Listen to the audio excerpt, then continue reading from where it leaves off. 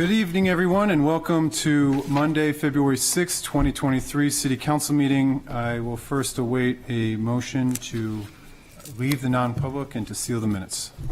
So moved. Second. All in favor? Aye. Next up, a roll call for this evening's meeting.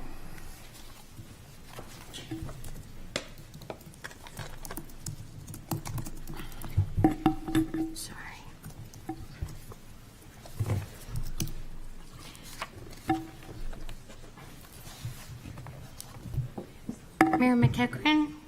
Here. Assistant Mayor Kelly. Here. Councilor Tabor. Here. Councilor Denton. Here. Councilor Moreau. Here. Councilor Bagley. Here. Councilor Lombardi. Here. Councilor Blaylock. Here. Councilor Cook. Here. Will you please join me in the Pledge of Allegiance? I pledge allegiance to the flag of the United States of America and to the republic for which it stands, one nation, under God, indivisible, with liberty and justice for all.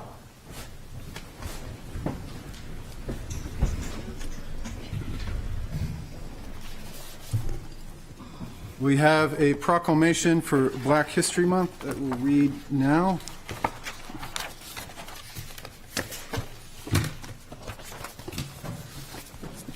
Whereas the celebration of Black history in America was created by Dr. Carter G. Woodson in 1926 as a week-long commemoration that has become Black History Month. Dr. Woodson chose the second week in February because it contained the birthdays of two major influences in Black life at that time, Abraham Lincoln, February 12th, and Frederick Douglass, February 14th. And whereas February is observed throughout the nation as Black History Month with special programs and events, and whereas the stories of African and African American residents are woven deep in the fabric that is Portsmouth since the first African was brought here in 1645 through those who were buried in the African burial ground in the 1700s and 1800s, and through to the robust African American community of today.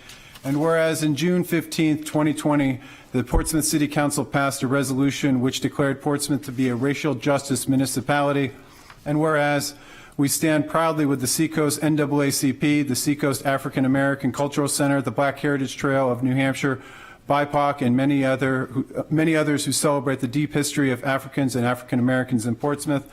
And whereas we resolve to affirm the city's commitment by hosting resources, providing helpful pathways to additional resources, alerting employees and board commission members of training opportunities, identifying ways to advance dialogue with stakeholders for racial justice. Now, therefore, I, Dago McEachran, Mayor of the City of Portsmouth, on behalf of the members of the City Councils and citizens of Portsmouth, do hereby proclaim the month of February 2023 in Portsmouth, New Hampshire, as Black History Month, and urge all citizens to improve our record of equity and inclusion and be welcoming of diversity throughout our community. Given with my hand in the seal of the City of Portsmouth on this 6th day of February 2023.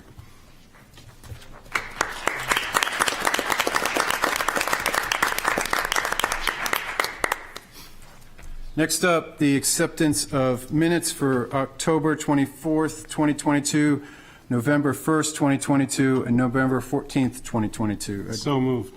Second. All in favor? Aye. Any opposed?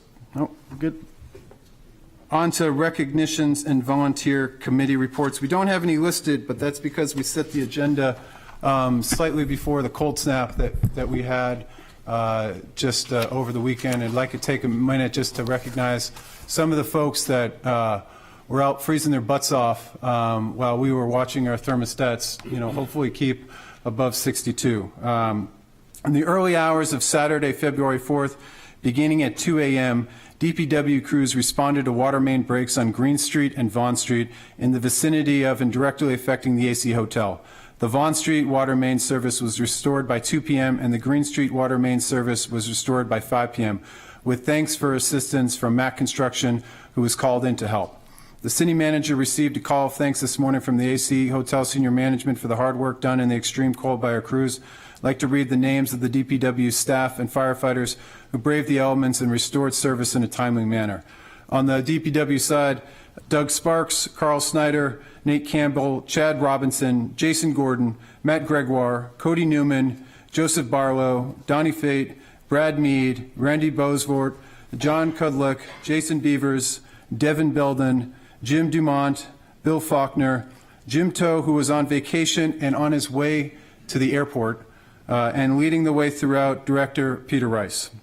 On the fire side, we had Captain Mark Hurls, firefighter Paul McKendry, firefighter Peter O'Sullivan, firefighter Brian Foster, and firefighter Chad Cameron.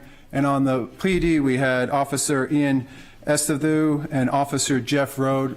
Thank you all for being out there. Portsmouth is a great city because we have a lot of great people, and you guys were certainly among the best. It was really cold, and we thank you knowing that you got our backs.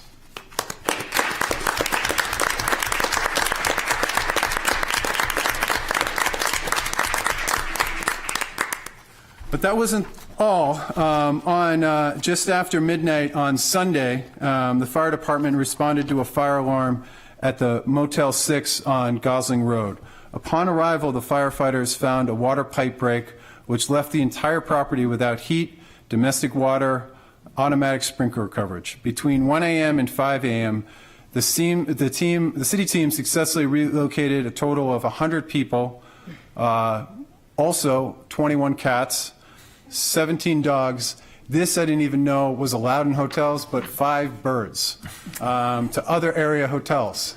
So that was a big effort on the fire department. Lieutenant Peter Gordon, firefighter Scott Young, firefighter Bruce Goslin, firefighter James Sheldon, firefighter Nolan Godfrey, Lieutenant Brian Wade, firefighter James O'Brien, firefighter Wayne Lacadelaide, firefighter Terry Bedell, firefighter Max Riffert, firefighter Ethan Grover, Lieutenant Duncan Rigonini, firefighter Zeke Tappan, firefighter Greg Hernois, firefighter Todd Nicholson, firefighter Alan Schultz, firefighter Tim Cold, fire prevention officer Sean Wheeler, fire chief Bill McQuillan, and welfare director Ellen Tully, along with police officers Sarah Stark and Jeff Rode again, doing double duty. So just want to thank them as well. It's not easy. There's folks that were living in those hotels at the time, and to move all those people with short notice took an enormous amount of coordination. And again, it's times that test us that really show how we respond in crisis. And I feel like the city of Portsmouth handled themselves incredibly well. And I sincere thanks and appreciation to those city employees that spent their weekend helping others. So thank you again.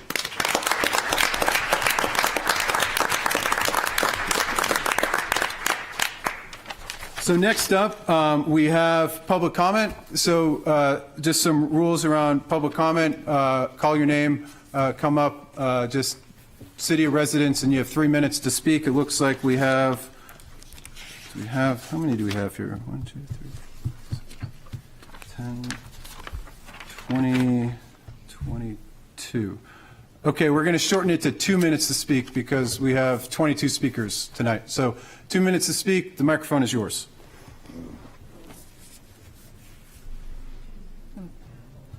Yeah, oh, sorry, Roy. You knew you signed up, and I saw you coming up. Roy, come on up. Roy Helsel, 777 Middle Road, Unit 22. Good evening. I have a statement and a question for the council tonight. Most Portsmouth citizens want our city to be nice and a vibrant city that they can enjoy and have visitors and tourists to also come and visit. But has the council thought about or considered if the Portsmouth average homeowner, the elderly and the retired citizens with their incomes, and with these costly projects, these huge overdevelopments throughout our city, is really what they want or need? Have you considered if these are what the average citizen of Portsmouth want, and have you asked them? Most of us don't really want to be known as Little Boston. We just want to have a nice, vibrant, small New England town. Thank you. Thank you, Roy. Next up is Paige Trace on the topic of Wish You Would Listen.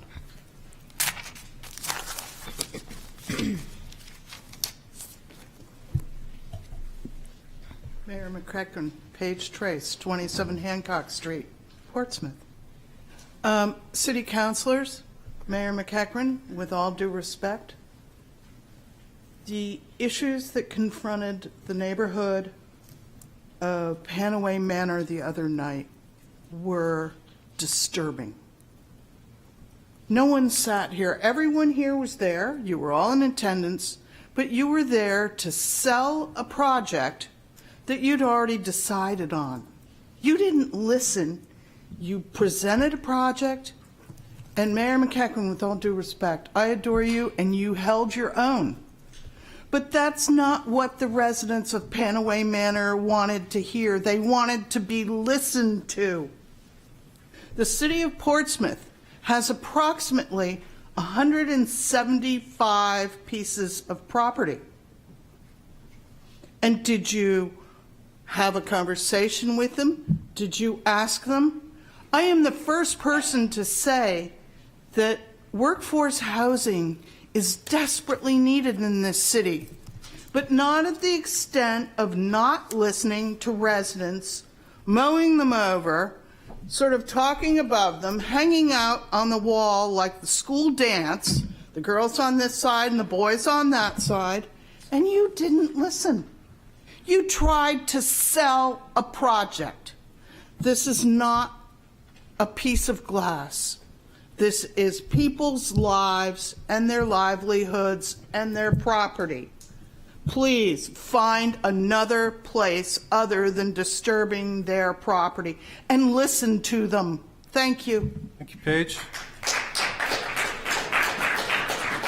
Eric Anderson, on the topic of Portsmouth.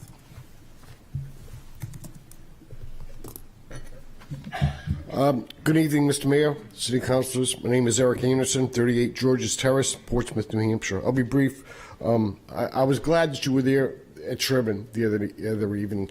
It was by far the most well-attended public forum I've ever been to in going to a lot of public forums. So I think there was a recognition from the neighborhood that they have concern with what was discussed, and the only response, and it wasn't the type of forum that you could have a complete exchange with questions and answers and type of thing, but the only thing the closest thing to the response that I've got was in the article in the paper today, where it seemed to still be leaning on the fact that there will be some type of housing project there. Maybe I'm wrong. That's how I read it, and from the opinions of people that they quoted in that article, that there is, there's a need for housing, and there'll be some type of project there, and kind of the texture that project will be housing. So I hope that you'll listen to the community again and have a legitimate dialogue on what other possibilities can be used for that piece of property.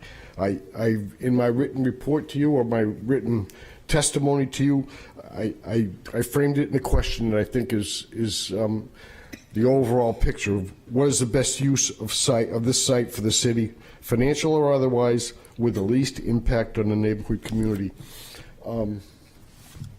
I hope we'll be standing by for further dialogue and just be transparent about this whole process. I appreciate it. Thank you, Eric. Next up, Ruben. Sorry, I can't pronounce your last. Zaguire? Ruben Zaguire? How do you say it? Oh, you'll have to say it up there. On the topic of the Sherburne School. Yeah, my name is Ruben Izagiri. I live at 337 Colonial Drive, and please excuse me, public speaking isn't my forte here. So we, the residents of Panaway Manor, demand the due diligence owed to us by the council, right? It is your responsibility to acknowledge the wants and needs of our community, right? We request you restore our faith and trust in your ability to make decisions that are in the best interests of our unrepresented voice, right? If you know, I took a petition outside the other meeting, and I present this petition of close to 200 people that are your constituency. We want a reconsideration of the proposed use of the Sherburne property for below market rate housing. our voices being one, formally request that you create and research a list of alternative uses for this property. We also demand a vote on this project, as was done with the sidewalk project in our neighborhood. And we would like this recorded in the minutes. Thank you. Did pretty good at public speaking, Ruben. Next up, Hershey. Oh, that's right. No, hey, it's all right. Next up is Sloan Muskie on the topic of Sherburne School.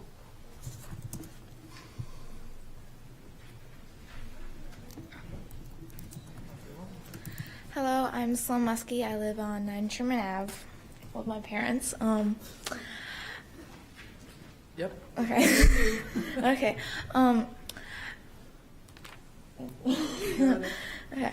I want to talk about the girls' softball team and how I have, as you can see, many friends that I go to school with who play for the softball team.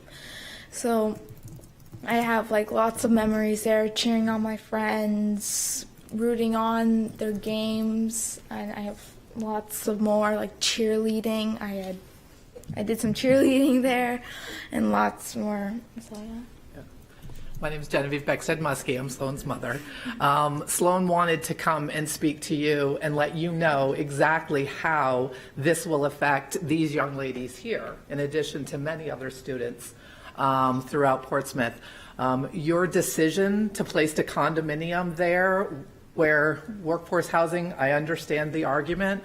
However, the location that you're discussing or insisted upon, we've quickly discovered, is not appropriate. It's not appropriate for our neighborhood. And other than that, other than how it affects our values, how it affects our access to our properties, it affects our children. These children do not have the ability to vote for any of you, but I do. These children don't often have a voice, but they are here to tell you that your actions not only affect the residents and the taxpayers of our neighborhood, it affects our youth. So please reconsider the use of that land. Thank you. Thank you. Thank you, Sloan. Next up, Megan Corsetti on the topic of the Sherburne School. I played softball there too. So good evening. My name is Megan Corsetti. I live at 177 Colonial Drive here in Portsmouth. I do want to thank the City Council for listening to our concerns expressed by my neighbors and coming to an agreement that the deadline of August 31st for the proposed PHA development is too aggressive. I'm grateful that this pressure of the deadline has been erased, and this will give us all time, you and the PHA included, to really take a moment to carefully review: is the Sherburne School site truly the best site for this project? What use of this space would fit the vision for this long-standing Portsmouth residential neighborhood and what we see for ourselves and the Portsmouth community? What other sites could be used for this project, such as the community campus, which was mentioned by some of my neighbors? My neighbors and I were invited to a Q&A last week, and there were many questions asked, but very few were answered. I hope that the suggestion by the mayor to put together a web page with all of the answers for our questions does come to fruition. And keep in mind that in asking all of these questions and attending the meeting, we were looking for clarity. We were looking to become informed, because there has been no community involvement or education on this huge ask of our neighborhood. Over the years, I've had many of you drop flyers at my door or even talk to me at the threshold of my home about your commitment to our city and how you'd be grateful for my support on Election Day. And yet not one of you showed up at my door to invite me or my neighbors to talk about what we would like to see happen at the Sherburne School prior to releasing your plans and vision for the school. And this is where you went wrong. In order to effectively promote change, those agents of change, yourselves, must hear from the key stakeholders. Without transparency involvement of the stakeholders, any change, no matter how well intended, will likely be met with resistance, fear, and frustration. I recognize you are all human, as am I. Mistakes will happen, but I hope that we can learn from them. And I hope that my suggestion for the Sherburne Site Committee that was stated at our meeting could be considered, and that immediate residents of the neighborhood surrounding the Sherburne School be appointed to be a part of this committee, a committee that would be centered on creating a vision for the Sherburne School that we all can be proud of. Thank you. And sorry I Megan. went over.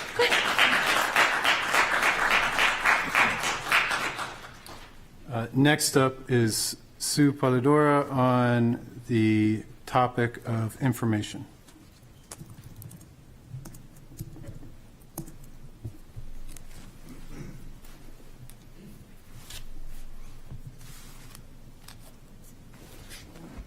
Sue Polidora, Middle Street, and I just want to say I was at the meeting last week, and I don't think I've seen many meetings that have attracted that many people, with the exception of the first meeting of McIntyre, which is another project that is very interesting out there. So I just want to voice my support for the people in that Penaway Manor area. They do have their concerns, and I would appreciate if you listen to them. I also would like, by way of information, as many as you know, I follow many issues that had to do with the historic district, and the wall that is part of the historic district over at the 93 Pleasant, which is the old Treadwell Mansion. It was not supposed, nothing was supposed to happen to that wall without providing a plan to the HDC on how they were going to handle it.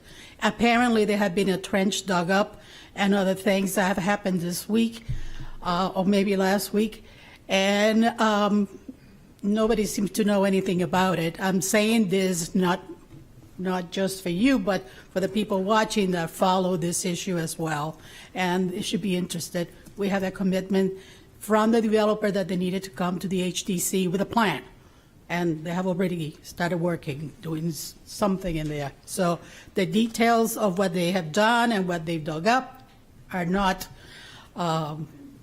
available, so we don't know what happened. But just wanted to bring that as a piece of information to you. Thanks, Thank Sue. Next up is Rick Beckstead, topic of a simple request.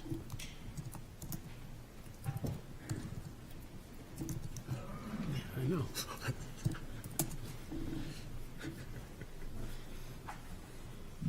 Good evening, Rick Beckstead, 1395 Islington Street. To the 4 years of government that I sat here where you are tonight, there's one thing that always came to mind, both in my first term and my second term, and I would like to pass that information on to you. You need to start asking the community what they want rather than what you want. I'm here tonight to go and ask that you ask your community and the public about outdoor dining, not to go and tell the public what outdoor dining is all about.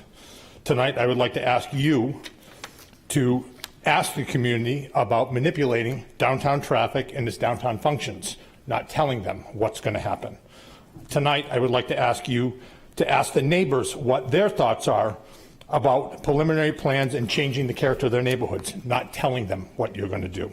Tonight, I would like to ask you to ask the youth softball league that you were about to eliminate at what they would like to see only one of 2 fields in the entire city of Portsmouth they use, not tell them what you're going to do. Tonight, I'd also like to ask the community, about community campus. I was on the council when we went to the agreements of that. We talked about asking the community. There has been nothing for over a year. We've been told what's going out there, and I think that the community has a right to be able to ask what they want to do, not be told what's going to be out to do. Mayor, I would like to simply ask that you suspend the rules, because this room is filled with a lot of the functions of Sherburne School, that you would move to suspend the rules, move up your topic under your name, so at least we can get this out of the way. We can get kids to bed. They do have school tomorrow. I'm sorry, kids, for that one. And then I simply would like to ask, when it comes to the time frame, I did not speak at Tuesday's meeting. And if I did speak, one thing I would like to say is the timeline they say is going to slow down. And everyone talks about August. The one I'm worried about is the transfer of the ownership of that land in March to the Portsmouth Housing Authority. Thank you. Thank you, Rick. Next up, Susan Steery on CLG certification. Good evening. I'm Susan Sterry. I live at Broad Street in Portsmouth. I'm also co-chair of the Cemetery Committee, and that's why I'm up here tonight. Later on in your agenda, you have an application for membership as a certified local government. I just want to take this time to thank everybody that was involved to get that application in front of you.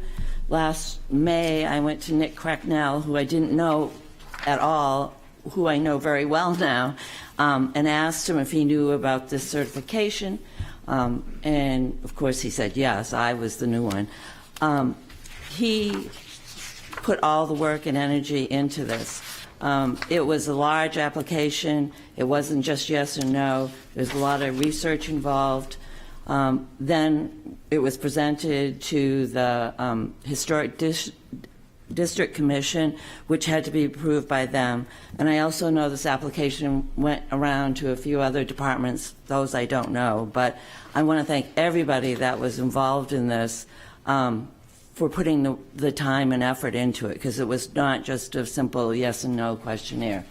And this process, I already have my list of what I'm going to present to CLG so that we can start, or not start, continue working on our historic cemeteries. So I appreciate everyone's effort in this endeavor. Thank you. Thank you, Susan.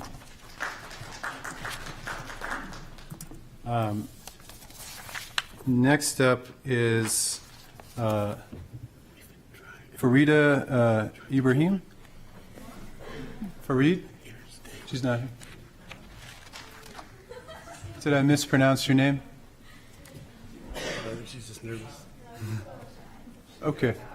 That's totally fine. It's okay. That you're here is the most important thing. Madison, Madison, are we going to take a pass too? Again, I will. So we have Madison, we have Nora, Marina.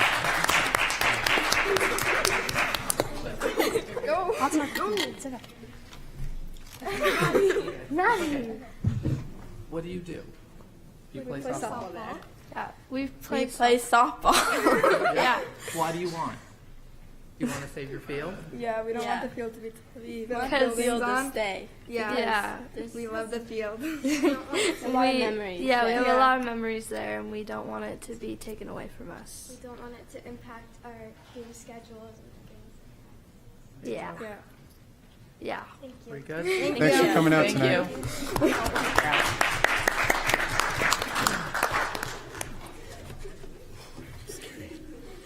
Next up is Peter Huda on various topics, one being CIP. There will be a public hearing after that,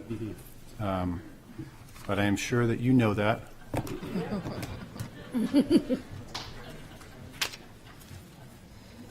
Thank you, Mr. Mayor. Good evening, Peter Huda, 280 South Street. First thing that was on there, I guess you didn't mention, the budget. I guess I'd just like to address the motion that City Councilor Tabor is going to make on the 4.5 increase.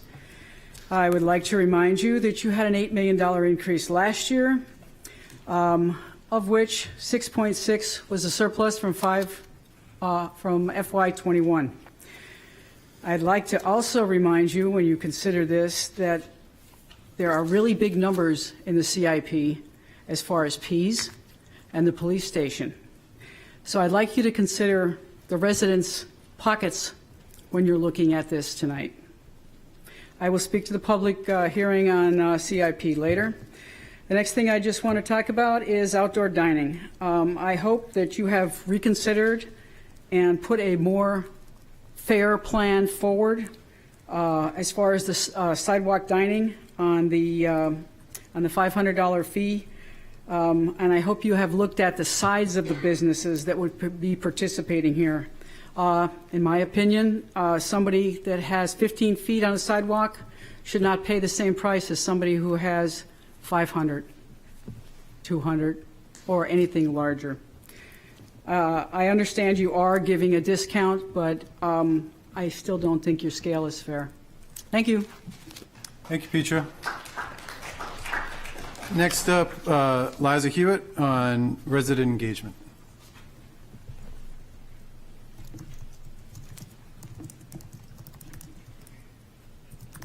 Good evening, Liza Hewitt, Middle Road. I was not going to speak tonight, but here I am. I read in the paper this morning that Mayor McEachern plans to ask the council to move the proposed development at Sherburne School to the Land Use Committee to look at and report back.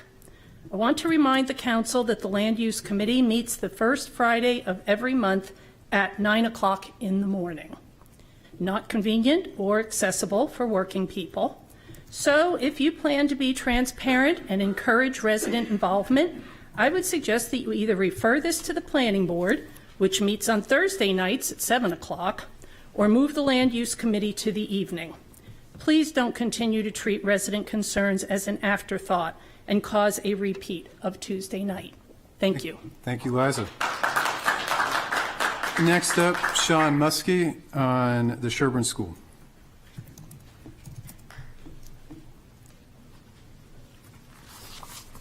Thank you, Council, for letting me speak tonight. I'd like to start off by saying I've never spoken to the Council before, but what's going on at Sherburne has concerned us to the point that people like myself, who generally stay quiet in town, are waking up. Many of us don't like what we're seeing there. Not only are you taking away a softball field from the girls, but I know from running men's softball leagues that we've used that field as well to practice, and you're taking that away from us as well. Green space is a very important part of what we talked about for a long time in this town, and by putting large buildings there takes away just more green space. There's a long list of things I could sit up here and drone on about what we don't like about what we've seen, but I'll stay with those two, and you'll probably be seeing me again to talk more about what we're seeing. Thank you. Thank you, Sean. Next up, Peter Jones on the topic of Sherburne.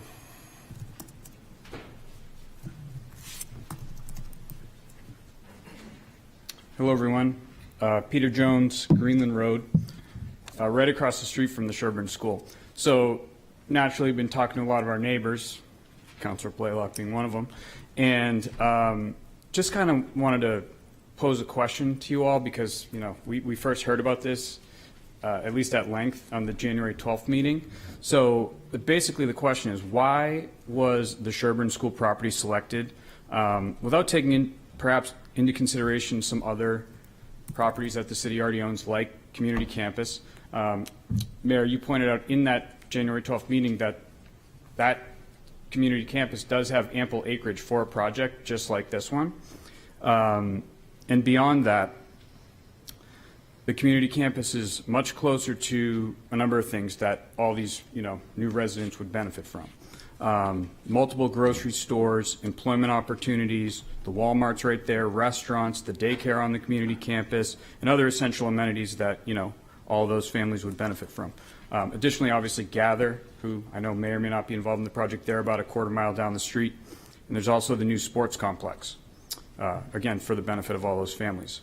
So I'm not any sort of land expert, but just from a layman's point of view, I and a lot of my neighbors who I've discussed this with, it appears that at the community campus where both my boys go to school, so I'm over there all the time, that land, as compared to the Sherburne land, appears to be flatter. You certainly don't have the noise constraints like you would with 95 and dealing with that. And probably the biggest thing of all, you wouldn't be shoehorning 4-story buildings into, a quiet residential neighborhood of small single-family homes. So I guess in closing, what did you all use as criteria along with the PHA to determine that the Sherburne School, that property, is actually the best of all the city-owned properties, 175 of them it sounds like? How did you determine specifically that the Sherburne School is the best for this property, or for this housing project? Thank you. Thank you, Peter. Next up, Peter Officer, also on the topic of the Sherburne School.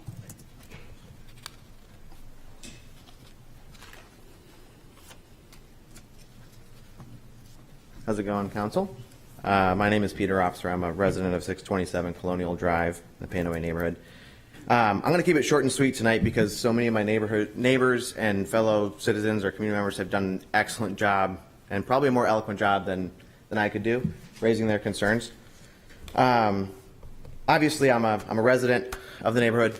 I'm a father of one little girl, and we have hopes of expanding our family. So, we wanted to lay down roots in that neighborhood and be there for a long time. So I'm glad that I have so many neighbors that are doing so well at voicing our opinions and our concerns. But I just have a quick question. So when we showed up to the meeting, there was some back and forth before the meeting and different news articles and social media posts like, whether or not the meeting was going to be recorded and by whom.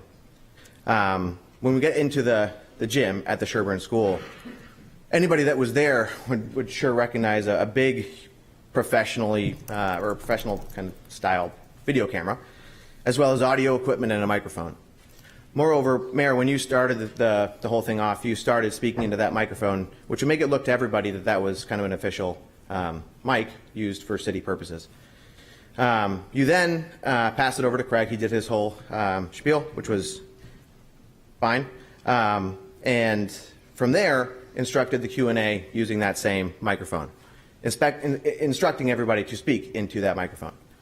My concern is that during the Land Use Committee that took place just this past week, it was discussed and uncovered that the microphone, the video camera, and the audio equipment were not provided by City Council, were not provided by the City of Portsmouth, but instead were provided by a private documentarian working on behalf of the PHA.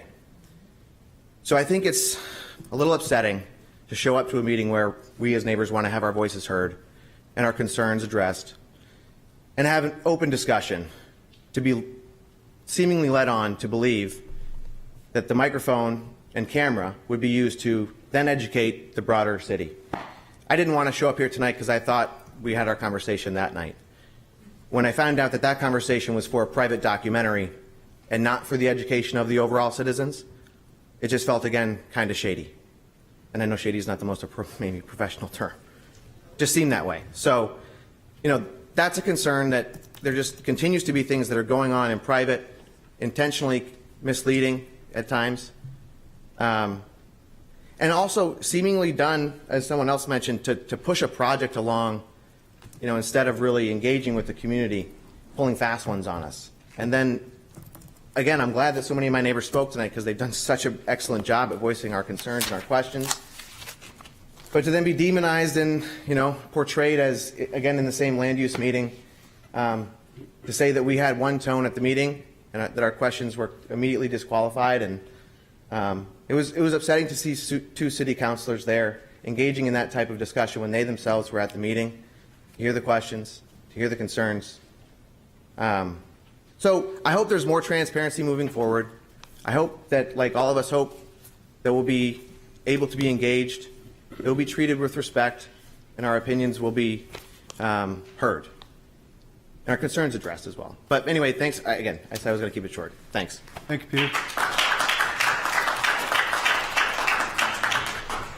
Next up, Dave Cosgrove, also on the Sherburne. Good evening, Honorable Mayor, Council. Good to see you.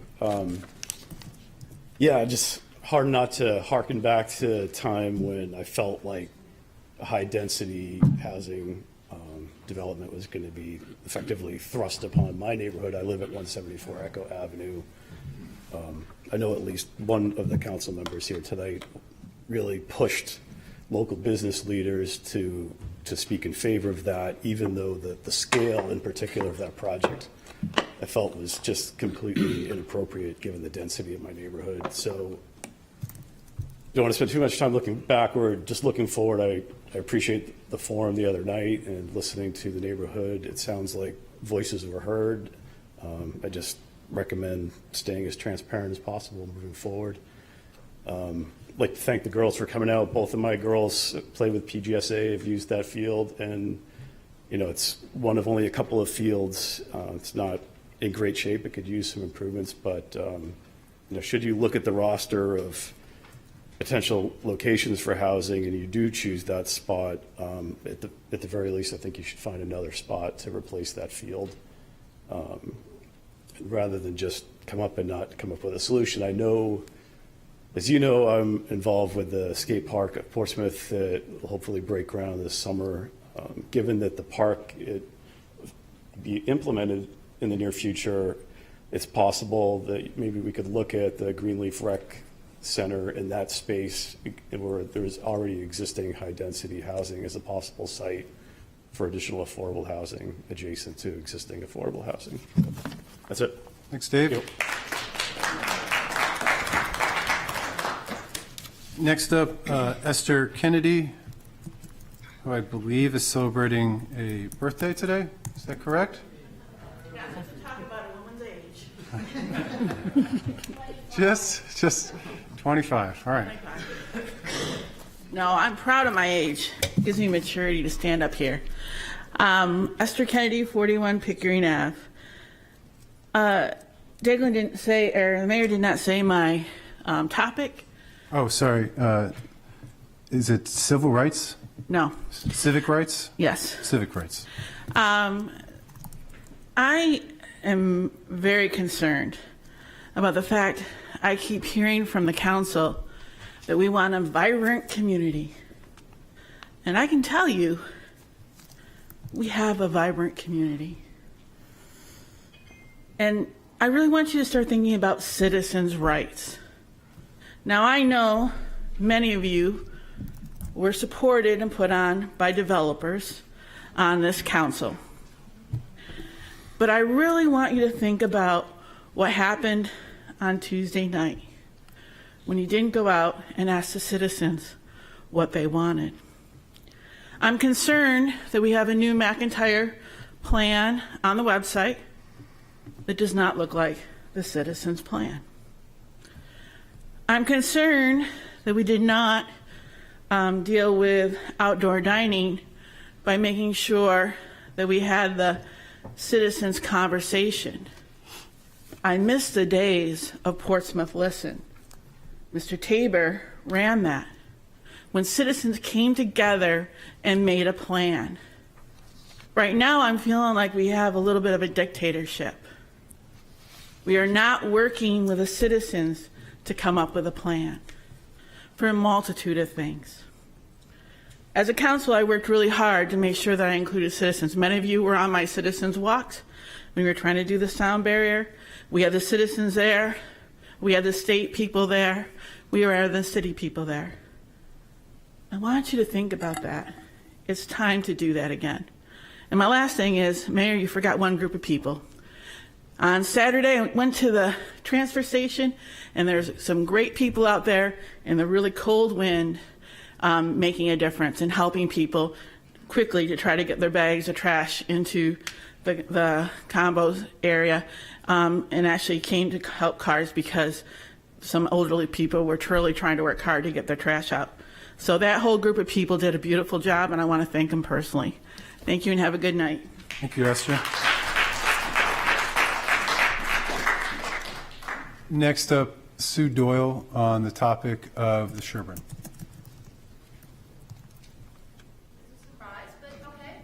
Oh, you signed up, so that's why you don't have to speak, but maybe somebody else signed you up. It's okay.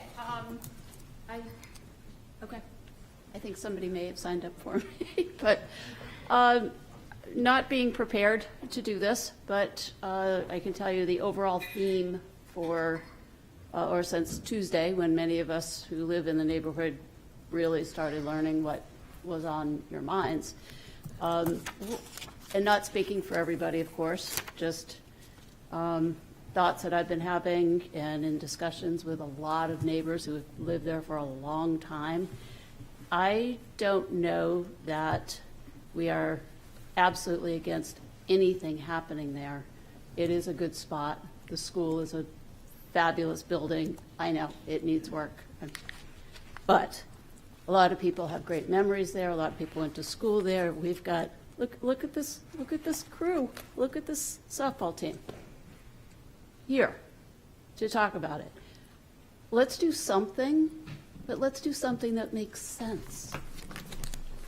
As a realtor in this community for almost 20 years, having a spot, I know they're not for sale, they're for rent, but you know what? When I get those 6 to 10 phone calls every week, I want to live in Portsmouth, I love that. I hate the fact that I can't get many people into the community, and a lot of that is inventory. I'd love to have a big, beautiful building to bring people to and experience what we do as residents in Portsmouth. It's an awesome city. We have the best services anywhere. Fire, police, hospital, teachers. It's all awesome, and I would love to introduce our city to a vast amount of people. However, workforce housing, or whatever we're going to end up calling it, that's not thought out carefully, and I've been involved in a bunch of projects, when it's not done right, it fails. And we cannot absorb a failure of this project. So do something, that's okay, I think, for most, but it has to be right. Whether it's fewer units in that 40 range seems to be kind of popular, and I know there are some requirements. Let's do something, but let's do something that's right. And just for the record of where this goes, the comments about we're all not in my backyard and how we're, portraying people who can't afford the $1 million condos as, we're terrible people for thinking this way, none of that was anybody's point. There were a couple of questions asked about the type of housing, which is fair. I just want to know, it doesn't mean that we're against any of it on any different group, or however you want to deem it. We just need to make sure it's done correctly so it's not a failure. That's all. Thank you. Sue. All right. Oh, we have one on Zoom, and is the Portsmouth representative or resident. Jackie Kelly Pitts. I'm a former representative. Yeah, it's hard to forget. It's the Honorable Jacqueline, and it took a Honorable. lot of people to make me honorable. I have 3 quick things. One, I was at the Sherburne meeting, and what delighted me most about that meeting was people coming out and people voicing their opinion and not afraid to. I've had a lot of time on my hands, having COVID and all, watching meetings, and I'm a little bit dismayed about the way this is perceived. That the neighborhoods, and I appreciate that the neighborhoods have a loud voice, so does, my neighborhood. But what happens in any neighborhood affects every citizen of Portsmouth. I consider myself a citizen of Portsmouth as well as the state. And I think that it doesn't sound like, you want participation from other citizens. And that bothers me. One of my concerns is, and I'm going to just keep rolling because this is the Reader's Digest, the wetlands project going out on Pease. Conservation Commission sent a letter saying that they were against it. But that's all I've heard about it. There's another hearing on Thursday at 1 o'clock at Pease, and they're discussing that. That's serious, and that's a serious implication for Portsmouth, what happens out there. And the third thing I'm really concerned about is roundabouts, and what Woodbury Avenue is going to look like. And I hope that there's going to be a hearing on that, because, if a neighborhood wants something different, I think all the citizens, Woodbury Avenue becomes a major thoroughfare. You have to consult people about what happens. We've seen when road projects go, I won't say wrong, but twisted. I drive that road every single day. I come through by the Sheraton every single day, and I cannot understand why we're going to put these traffic circles, which are a disaster. So just please consider all the citizens and not just the neighborhoods. Thank you. Thank you. And thank you Honorable. for being there. Kelly Pitts. No, not you. No, we're doing it from now on. The Honorable. All right. Yeah. Oh, come on up.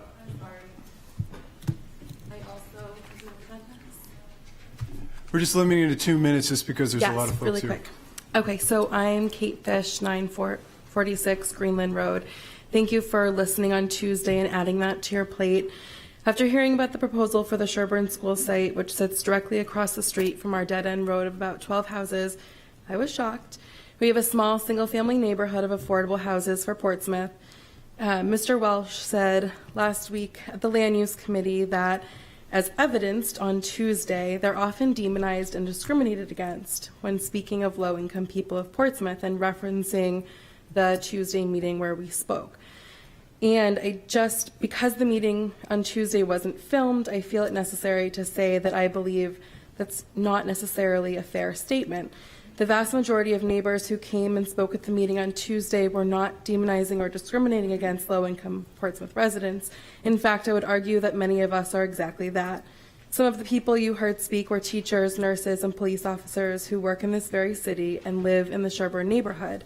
The rents that were shown to us during the presentation on Tuesday were the same or higher than many of our mortgages in our neighborhood. So we've worked hard to buy what we could afford in Portsmouth and ended up in the Sherburne neighborhood. We love this city and our neighborhood, loud highway and plane noises included. We've spent our hard-earned savings to live here, and we don't want our quiet neighborhood to vastly change. Of course, change is necessary, and I understand that. Our concerns are not that there will be others just like us living here in our neighborhood. Our worries stem from the sheer number of people who will be living here, as stated in the proposal, and how that will affect things like traffic getting onto 33 and Route 1, questions of what the building or buildings will look like, what this will do to class sizes at the Portsmouth schools, how this will affect the softball teams, how we will get to know and trust so many new neighbors in order to feel safe having our kids walk and play. Will there be enough green space? Will residents have access to Borthwick Avenue? Will services be housed here in a mixed-use village? What will happen to the current school building, and more. We are asking you to look at the scope of this project and do the research required to know how it will affect us in our neighborhood.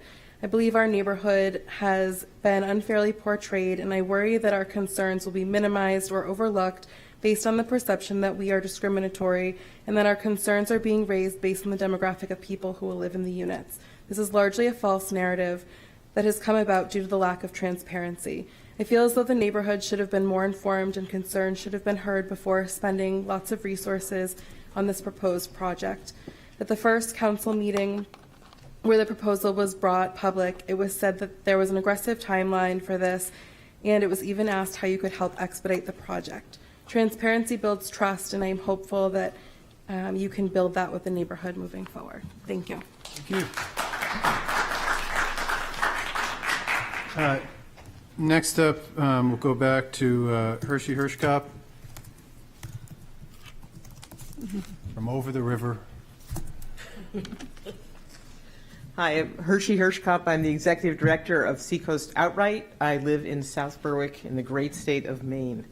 I am here to thank you so much for your support last year of our Pride event. The Portsmouth Herald, I think, estimated 10,000 people. I think that was an overreach, but we certainly had more than 5, maybe less than 10. It was a great success. We appreciate the mayor speaking, your support, and the great work of the city manager and all of the various town departments that go into making it a great day. We had a day without incident. We had added a beer tent. We were very happy about that, and we're looking forward to this, our 9th Pride celebration that once again will launch from Pleasant Street and go down State Street and end up at the Strawberry Bank Museum. They've given us a little more space this year, so we'll have over 100 vendors. Our beer tent will sell our rainbow swag and have a great day. We invite the mayor once again to open the event for us at the March. And I'd also like to announce that we have designated the city as our community partner this year. Thank you so much. That comes with a huge banner, and a lot of thank yous, especially in honor of the 400th celebration of the city. So thank you. It is June 24th. Put that on your calendar. We hope the City Council will come as a group to march behind your own banner. We encourage all sorts of nonprofit partners and businesses and sponsors and supporters to come out and support us on our big national holiday. Thank you. Thank you, Hershey.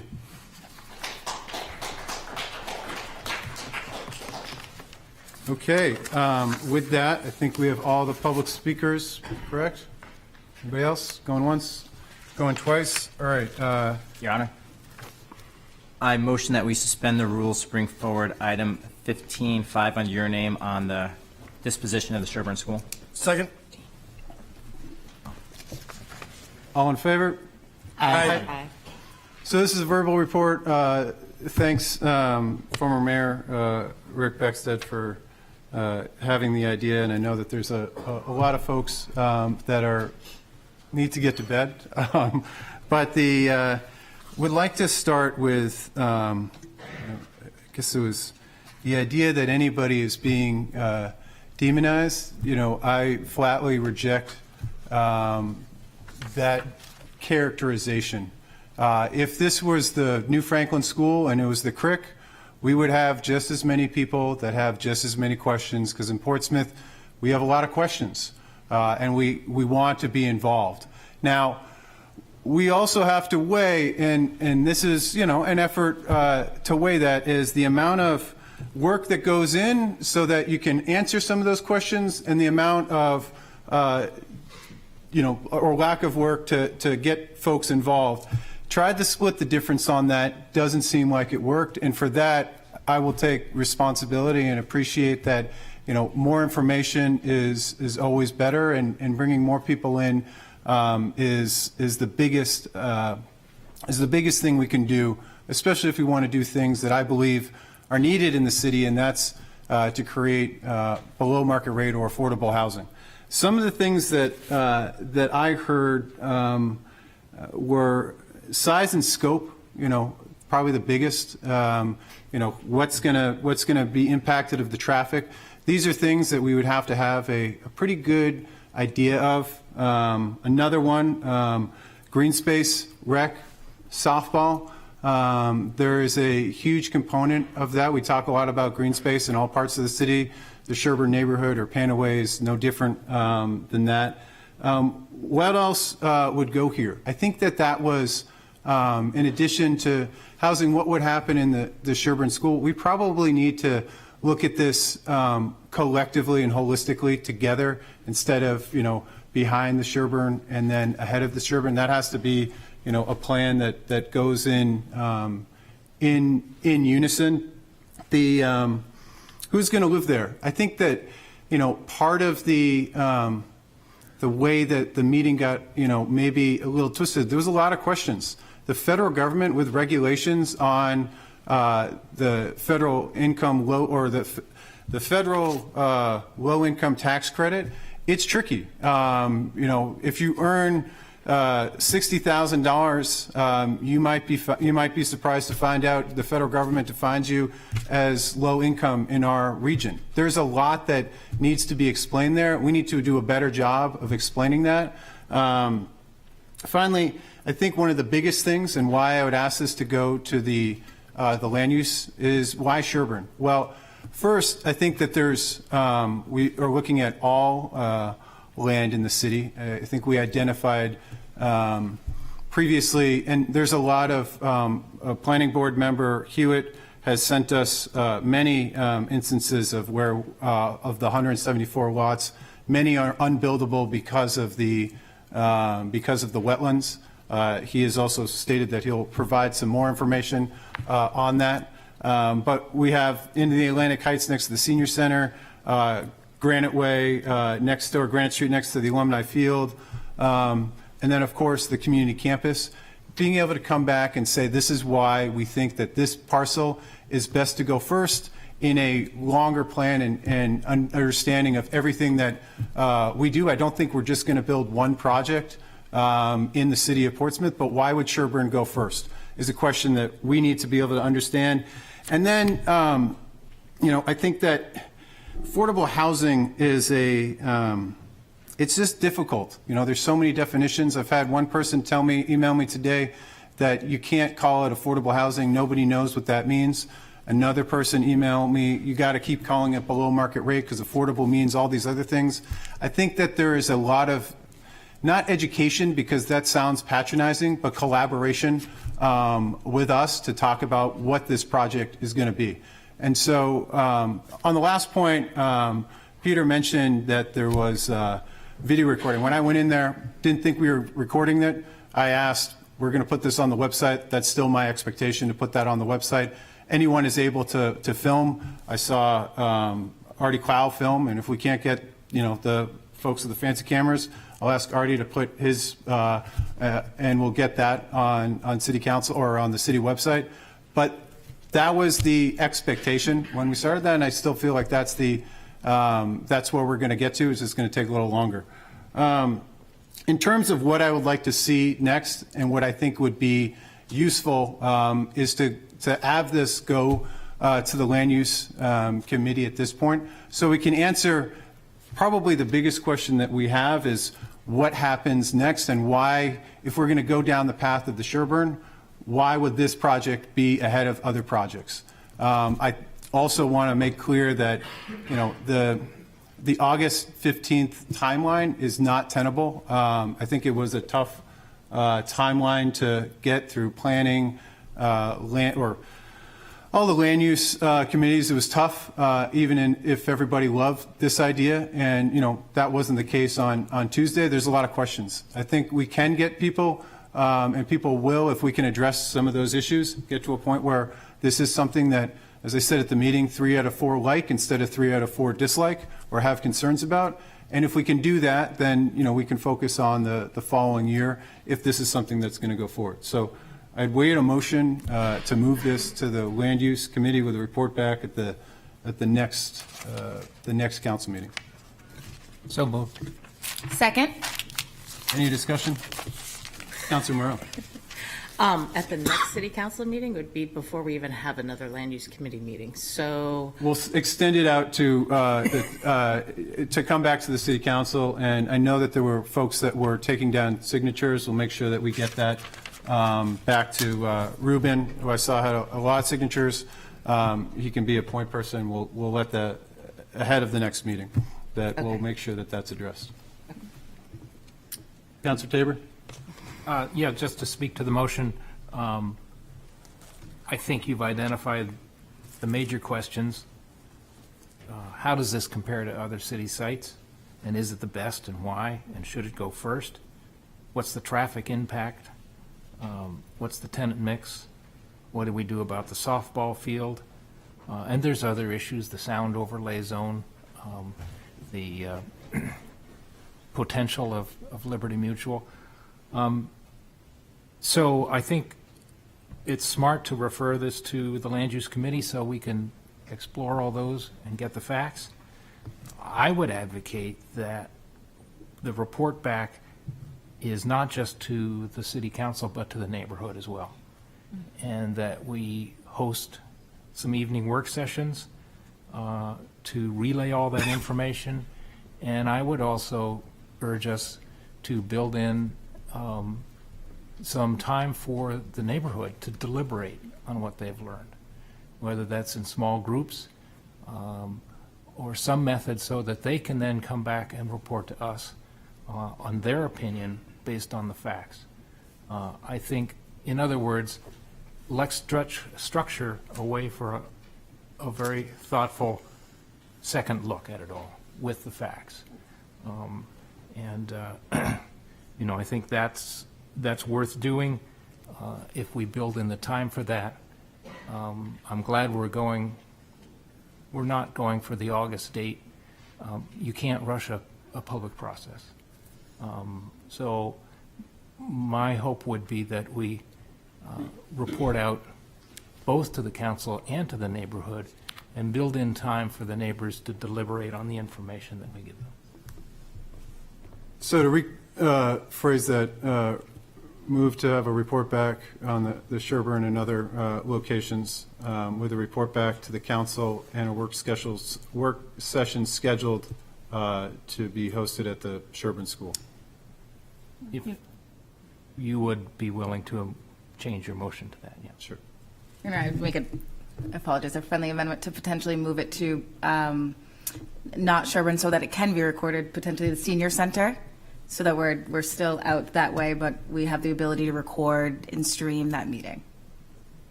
I'm seeing some nods in the crowd there. We have the auditorium in the back. Can we record in the cafeteria? I'm looking at staff.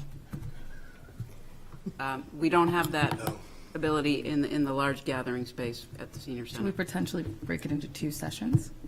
No, we got to keep it at one session. I think here it might be the best place. So we got. Friendly amendment removed. I think that to a place determined by capacity and audiovisual equipment to record. I would love to be able to figure out recording at a outside location, and this should be a good instance to get that done from a city standpoint. Okay. Any other comments? Oh, sorry, Councilor Bagley, then Councilor Cook. Thank you, Your Honor. I'm going to upset the apple cart here a little bit. Hearing everybody speak tonight and on the meeting Tuesday night, I don't know if procedurally it might make more sense to have the work session with the full council so the community has a chance to engage with all of us. And then after that work session, refer it to the expertise of the Land Use Committee. So the reason why, I guess, is we're trying to answer some questions on site location. The Land Use Committee has already put together a list and has weighted that report back in terms of buildable lots. I'd like to go there because I feel as though there was a lot that was said, a lot that was questioned. We need to deliver more answers around that to have better conversations and better questions to come back. So I would very much like to see this go from the Land Use Committee where there can be a report generated around some of those questions that we had, namely why the Sherburne location at all. Because I think if there'd be a lot of people in the audience that and in the neighborhood that if there's a better location, they'd want to know that. Maybe if there's multiple locations, they'd want to know timing, but I think that's probably the first question that we need to be able to answer is why here before we can talk about traffic and schools and all the other stuff. Councilor Cook? Thank you, Your Honor. I actually wanted to speak a little to process, if I can, because that's really what we're discussing is what is the correct process to handle this. And I wanted to highlight for everyone here the council process because I think there is some confusion about where the council, what the discussions have been with the council. And the reality is the council received the presentation from the Portsmouth Housing Authority, the same presentation that everyone here saw. That was the first engagement with, that was the first time that the proposal was presented to us as a council. And then we went and heard comments from the community. And I think what's important is that this is the first time me sitting here with the council, besides asking a question at the work session, that I've even been discussing this in the council with the entire council. The council hasn't met to make any decision yet. So what we're trying to do at this point is try to decide what the process is to make that decision. And so I don't want there to be any confusion that the council has made some decision in the past, that we've met, that we've decided this is what we're doing and this is where we're doing it. We're actually having that discussion here in public, and that's what we do as a council, and that's how I like to engage. And so, because that's the way that we're required to do things by law. So I just don't want that confusion out there. And that's what we're trying to decide is how do we further engage? What are the next steps that we need to take to make sure we continue to hear your input as a community, to make sure that the council has an opportunity to ask questions? Because as of right now, the questions I'm asking is I'm making individual phone calls to different people and saying, so what are the numbers for the schools? So what is the housing authority's options for other locations? I'm making those phone calls on my own. I'm not having them with the council yet. And I need to have those discussions in public. And that's what the council wants to do. We're just not that far along in the process. We're at the very beginning. Councillor Cook. Any other questions? Councillor Denton? Comment, and then I guess two comments.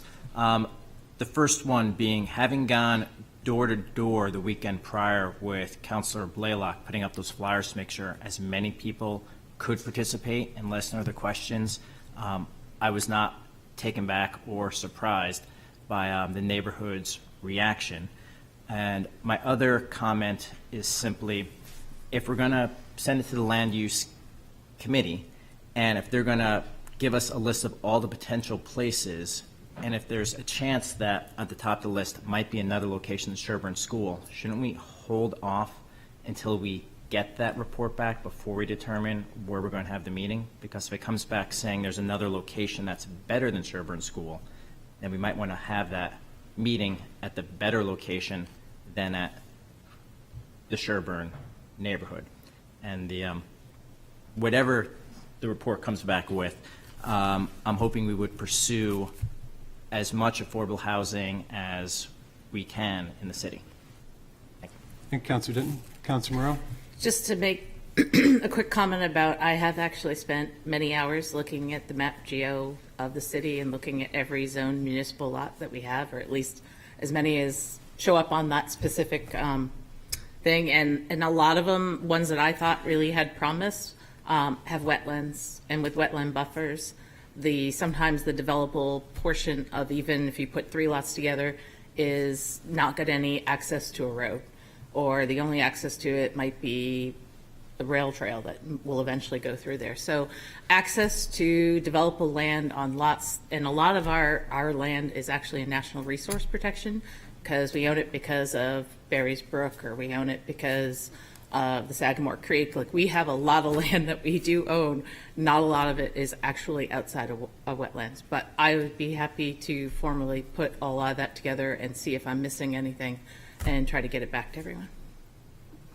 Thank you, Councillor Moreau. And Councillor Denton's point of let the process deliver that, so we'll strike we'll rescind the portion of the motion that has us go to a specific location. Okay. Gone. Any other questions?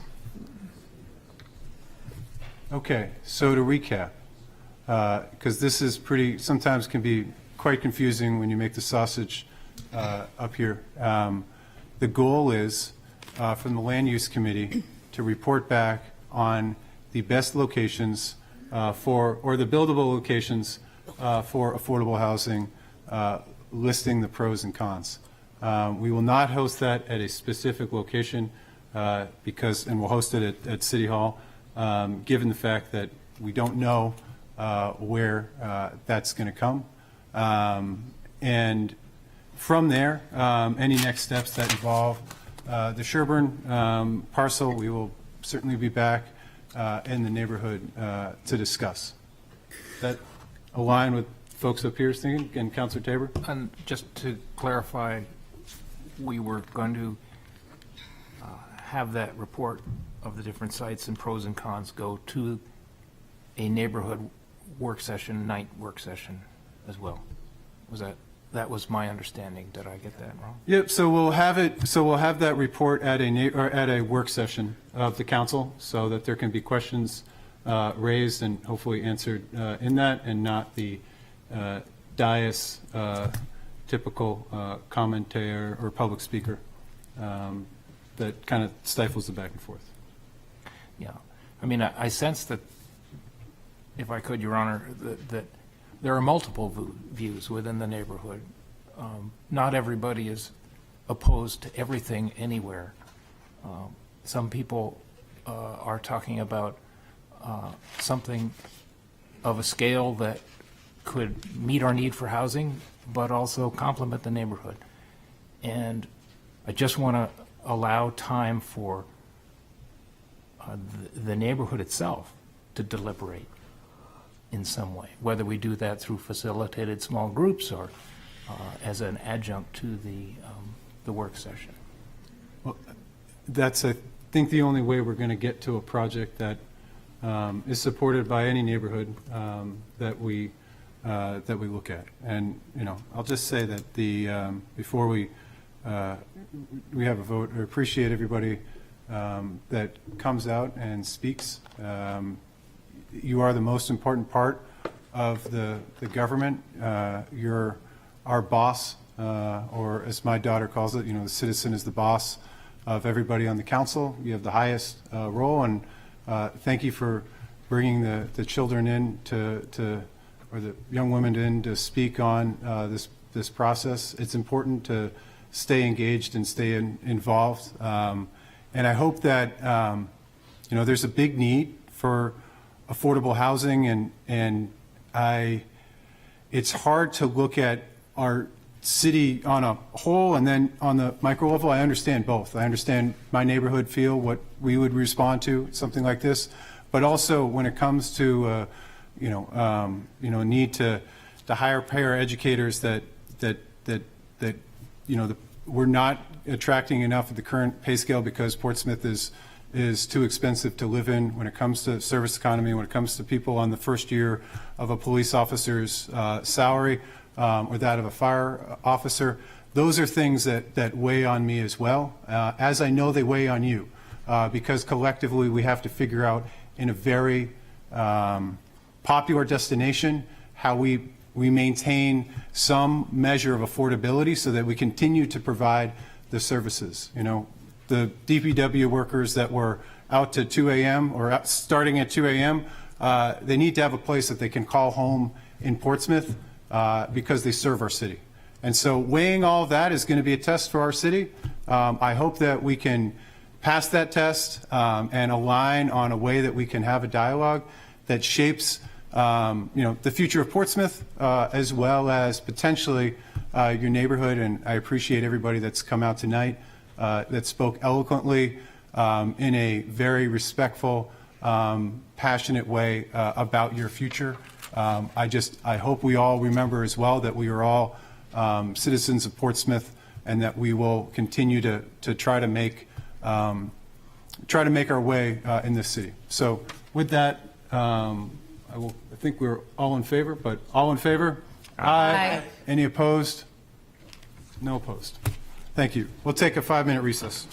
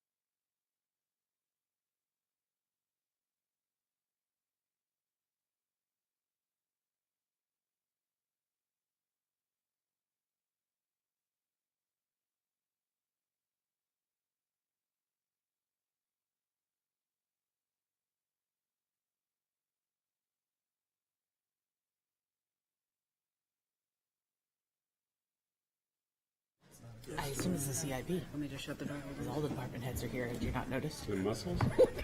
It's a valid point. It's a very valid point. Welcome back to the meeting after a short recess. We now have the public hearing on the capital improvement plan. We'll first start up with the city council questions because the presentation was last week. Any city council questions, or do we want to get right into the public hearing? Assistant Mayor. Yes, sir. I have a question for the police department about the proposed cost that we have listed out at $38 million. If we had any, I know that the police commission was looking at proposed locations, and so I was looking for, I guess, some more information on if we had narrowed down any types of locations, any pre-existing city plots or anything like that, as we're looking at those numbers.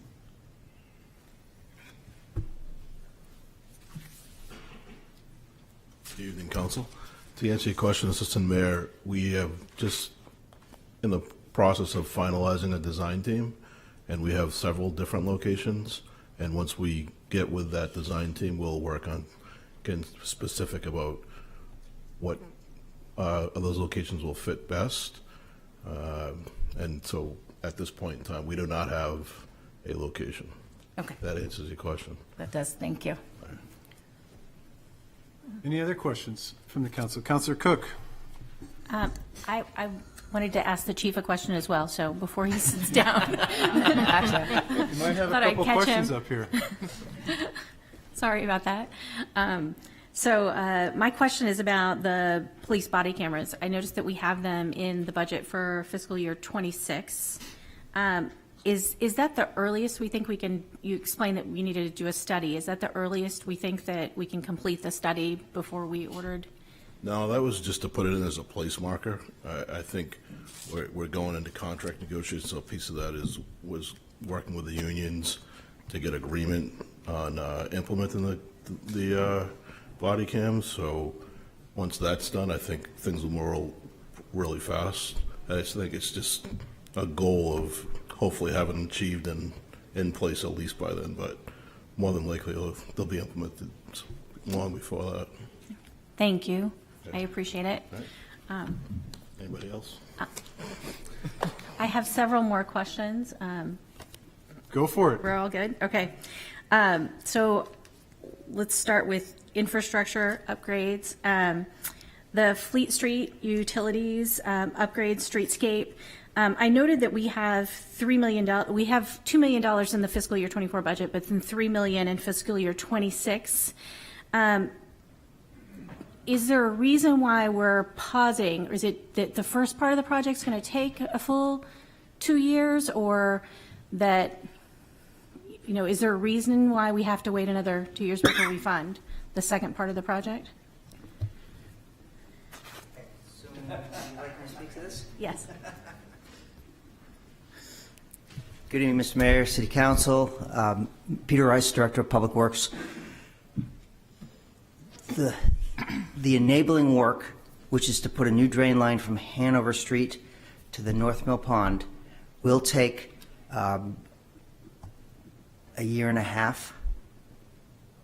So the project really would not get done. So it's a matter of getting that first project done and then working through the second project. Okay, thank you.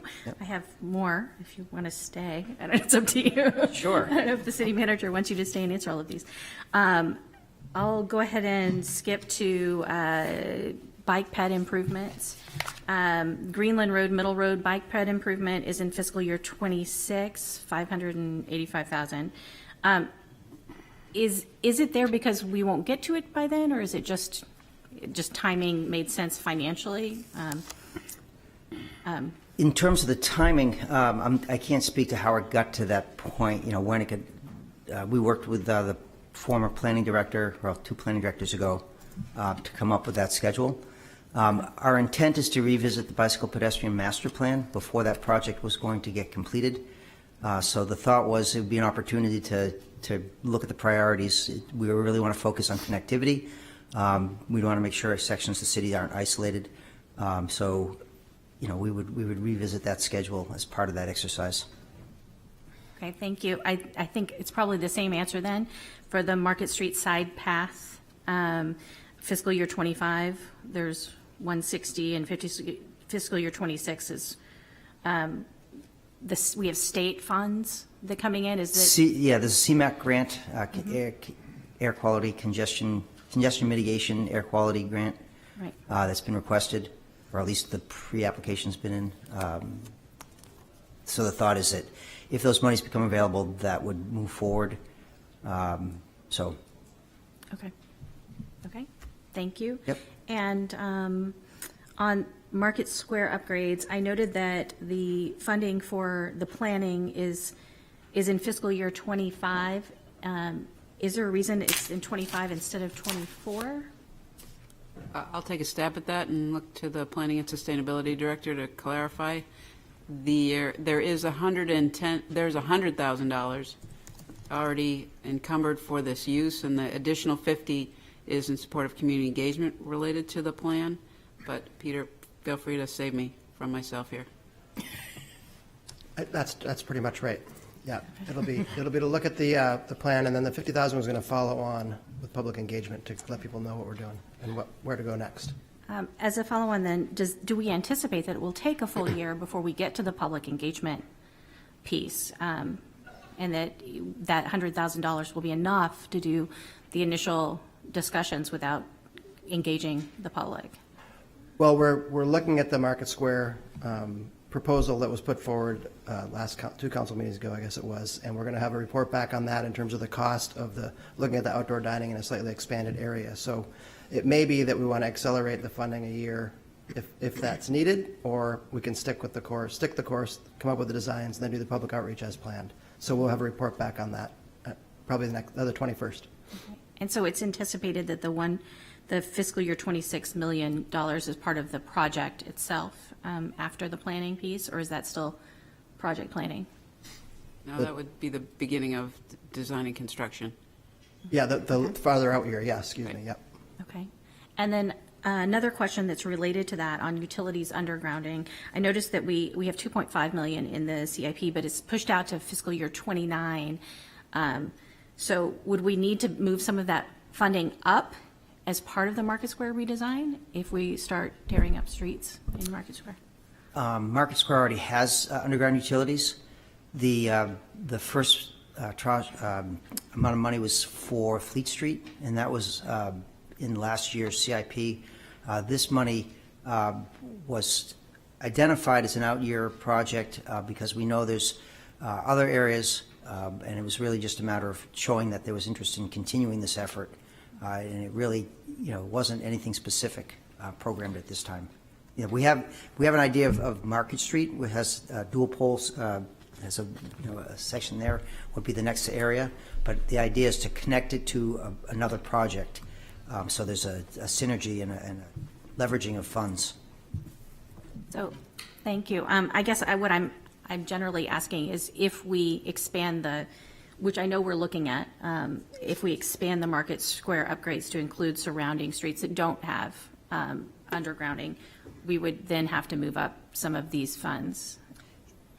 Is that? If it's appropriate, yes, we would bring that forward.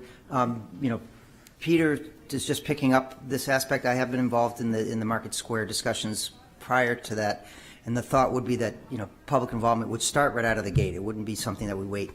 That's integrated into the whole process. The thought was that additional money would be for expanding it and continuing it, and just the acknowledgement that there is going to be a very robust interest in this section of the city. It's something that's of huge interest and importance to everybody.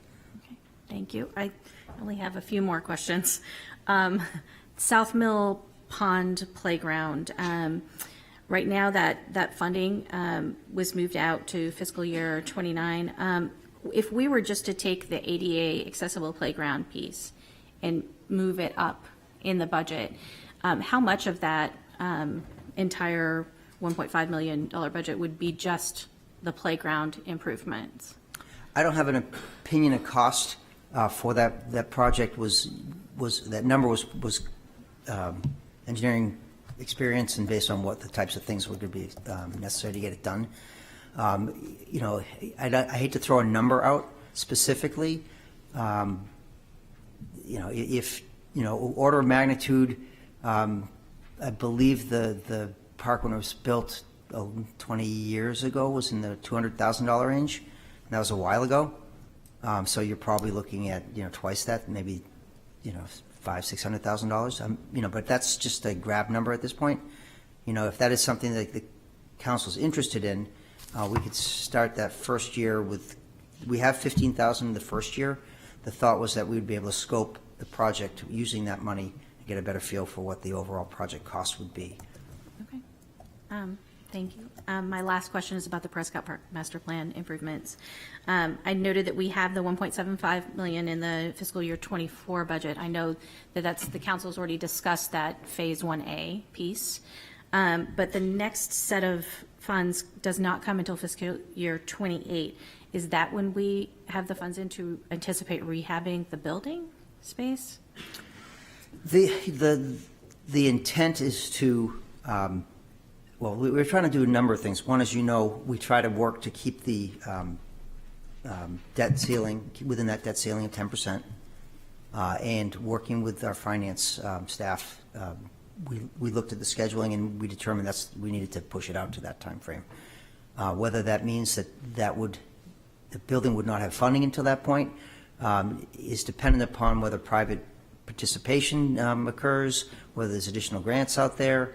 You know, the intent was to protect the existing Shaw building so that it doesn't get inundated like it did the other day, and to be able to get it stabilized and restored to the point where it looks like a building that is, you know, ready to be used.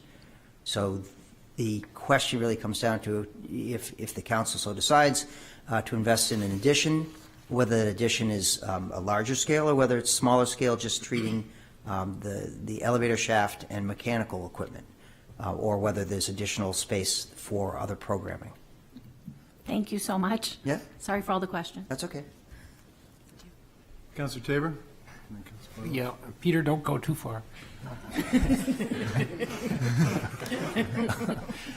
Following up on Prescott Park, I also noticed that the additional work to go from Phase 1A to further work on the Shaw was pushed out a year. I'm concerned about the $1.7 million doing all the stormwater improvements, raising the elevation, doing the underground electrical and water. I'm concerned that that's not going to be enough, that we'll start something we can't complete as in terms of Phase 1A. I share that concern. Okay. Well,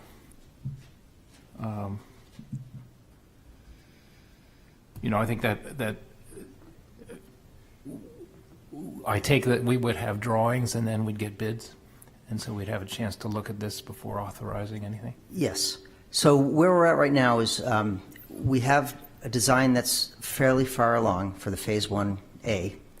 We have permits that are been submitted, permit applications that have been submitted to the Department of Environmental Service, and you know the schedule right now is not anticipated to start any work until spring of 2024. Prior to that time, we were planning, or we anticipate, the City Council would revisit the master plan as a whole and decide whether they, you know, want to have additional monies put forward to make sure there's adequate monies to do the addition at whatever scale that they feel appropriate, and be able to have a complete project versus having a building that's renovated to the point it looks great, it's there, it's just that the internal aspect of it is not completely done yet. So, you know, these are things that we anticipate bringing before the council and having further discussions, but, you know, at this point, it was a matter of making sure The program as it was moved forward so we could get at least to that Phase 1A amount of monies. But we understand that there is concern about a building that's partially renovated and is left in that condition until additional monies are appropriated. Yeah, and then not just the building too, but if we get into the excavation and site work, you never know what's under the ground in Portsmouth. Well, hopefully we've done enough pre-investigation work to identify those identify the uncertainties to the point where it's we know kind of the difficult conditions, and they're not so radically different that we run into something much more expensive. Okay. And my other question was, maybe this is Nathan Lunny as well as you, the fit up for moving Lister Academy to the community campus. I recall, Nathan, you said the 2 million figure, you might come back with more information on that later. Do you think it's going to hold at 2 million? Good evening, Mayor, councilors. Right now, we're working on moving forward to find a construction partner and tighten up estimates. I definitely believe that we will have a number, I anticipate and expect we'll have a number for you before we come back looking for your bond authorization, because we still need to ask you to repurpose the 1.5 that had initially been approved for the window project that we're now due with federal funding. So right now, 2 million is the best number that we have, but we are eager to find a better number, and I don't expect we'll have that number before you close this process, but we certainly will have it before we come back and ask for authorization. Okay, thanks. Your Honor, I have a question for Nathan while he's standing there. In the in every fiscal year in the budget, there's a couple $100,000 for paving and lighting. Do you know if the school department would consider at least laying the conduit for EV chargers whenever you pave a parking lot?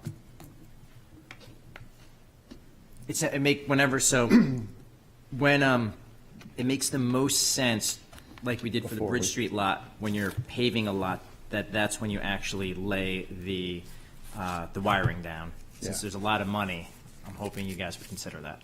I certainly, I don't think there'd be any resistance or any opposition to strategic about laying things underneath before we lay new pavement down. The $1.3 million in paving initially, I think the first year in that plan is at Dondero Elementary, and then the following years all are related to different portions of the high school. So there's plenty of opportunity to anticipate before we get to that. Awesome. Thank you. Thank you. Oh, sorry, Councilor Boyle. Thank you, Your Honor. I believe this question is for Todd Henley, Rec Director. I'm looking at the additional outdoor recreational fields. I noticed it's been pushed back to FY29. There's notes in here, study, comprehensive rec needs study from 2010.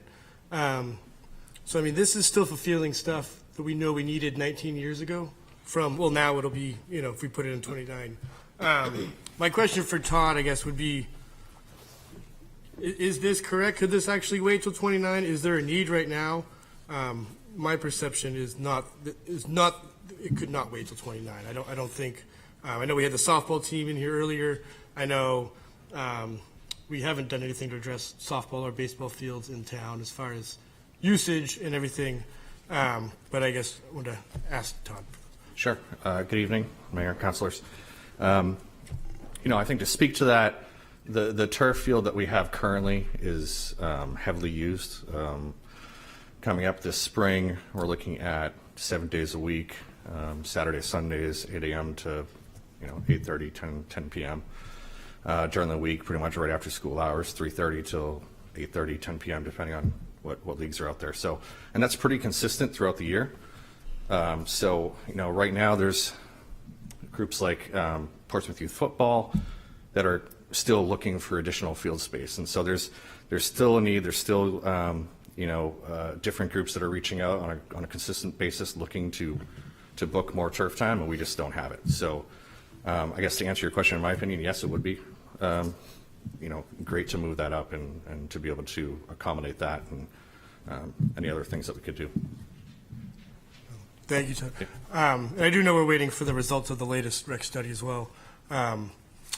but I can't help but, we talked about green space, we talked about, when we are going to build affordable housing or where that would go. I just know that adding turf fields adds more green space to Portsmouth. It adds more usable green space. So if any other, if that small softball field at Sherburne School is going to go away, the next turf field is something that could alleviate that if it was lined for softball for little girls and then for adult softball. So I think that would be something that maybe want to be looked up and moved up in the CIP. Thank you, Councilor Blaylock. Any other questions? Councilman Councilman Brody. Yes, I'm looking at the Russell Market Street intersection upgrade. This year is 2.2 million. Fiscal year 26 is another 1.3, 1.4 million almost. That project, I guess my question is what is that project about? We have construction coming up in that area with a new development. Is there a chance? I remember when that project was originally came before us, that the developer was going to participate in that as well. That's probably not happening anymore. Yeah, that was a different developer at the time. I know that. The current developer is not participating in that area. They're doing other things, offsite improvements, but not at that intersection. So the intersection has not been finalized in terms of what type of intersection, whether it be a traffic circle, whether it be a signalized intersection. That study and discussion needs to be made and had. So what is the 2.2 million for then? It's to authorize monies for the construction of an intersection in that area. Okay, and I don't have the element sheet in front of me, so I'm at a loss. Yeah, I'm always looking for a way to save money this year too, and I'm just not. I presume that's bonded? Mm-hmm. Yes, it would be. And it's already bonded? No, it's not bonded. This is the first step in that process. Okay. Okay. Good, thank you. If I may add to the conversation, Mayor, the developers contributed over $117,000 toward what will be the ultimate configuration and project there. Previous developers? Or the current developer? I believe. I'm sorry. I should. Previous. Okay. Thank you. Any other questions before we open the public hearing, or go to the public hearing speakers? We do have opportunity to go back. All right. Anybody that wants to speak at the public hearing, please step up to the microphone and do so now. And we have 2 hands on, 3 hands on Zoom. Thank you again for your time. Dave Cosgrove, 174 Echo Ave. I think mine will probably be one of the easier questions or comments to field. With respect to the Greenland Road recreational facility, I see in FY24 an amount budgeted of $170,350. I'm just looking for some clarification as to what that is. Does that address phase 2 as described in this particular project related to pump track and additional parking, or is that $170,000 for something else? So, I don't know if that's a question for It says it right here. It reflects the fundraising completed at the end of FY22. So the FY24 funding was completed in FY23 through a movement in the funding during the budget process. I believe this reflects just the lights. Okay, so the $170,000 is the expected contribution from citizens in terms of fundraising and business. Yes, I believe that's just the lights. So I also see in FY29 $6.1 million budgeted, and that was pushed out. So is that the residual amount for the master plan for the entire facility Sorry. Sorry, just in order to, I guess, create an orderly process around here. Yep. If you ask the questions, we'll answer them in the discussion after. Feel free, we're writing them down, but Understood. we'll take them back. Yep. And Okay. try to answer All them right. later. So yeah, just seeking clarification on the 170, 350 for FY24, as well as the 6.1 million in FY29. And then I noticed there's an amount budgeted for Borthwick bike path that sounds exciting. I wanted to hear a bit more about that for $400,000. So if someone could maybe just explain briefly what that covers, I appreciate it. Thank you. Thanks, Dave. Any other speakers?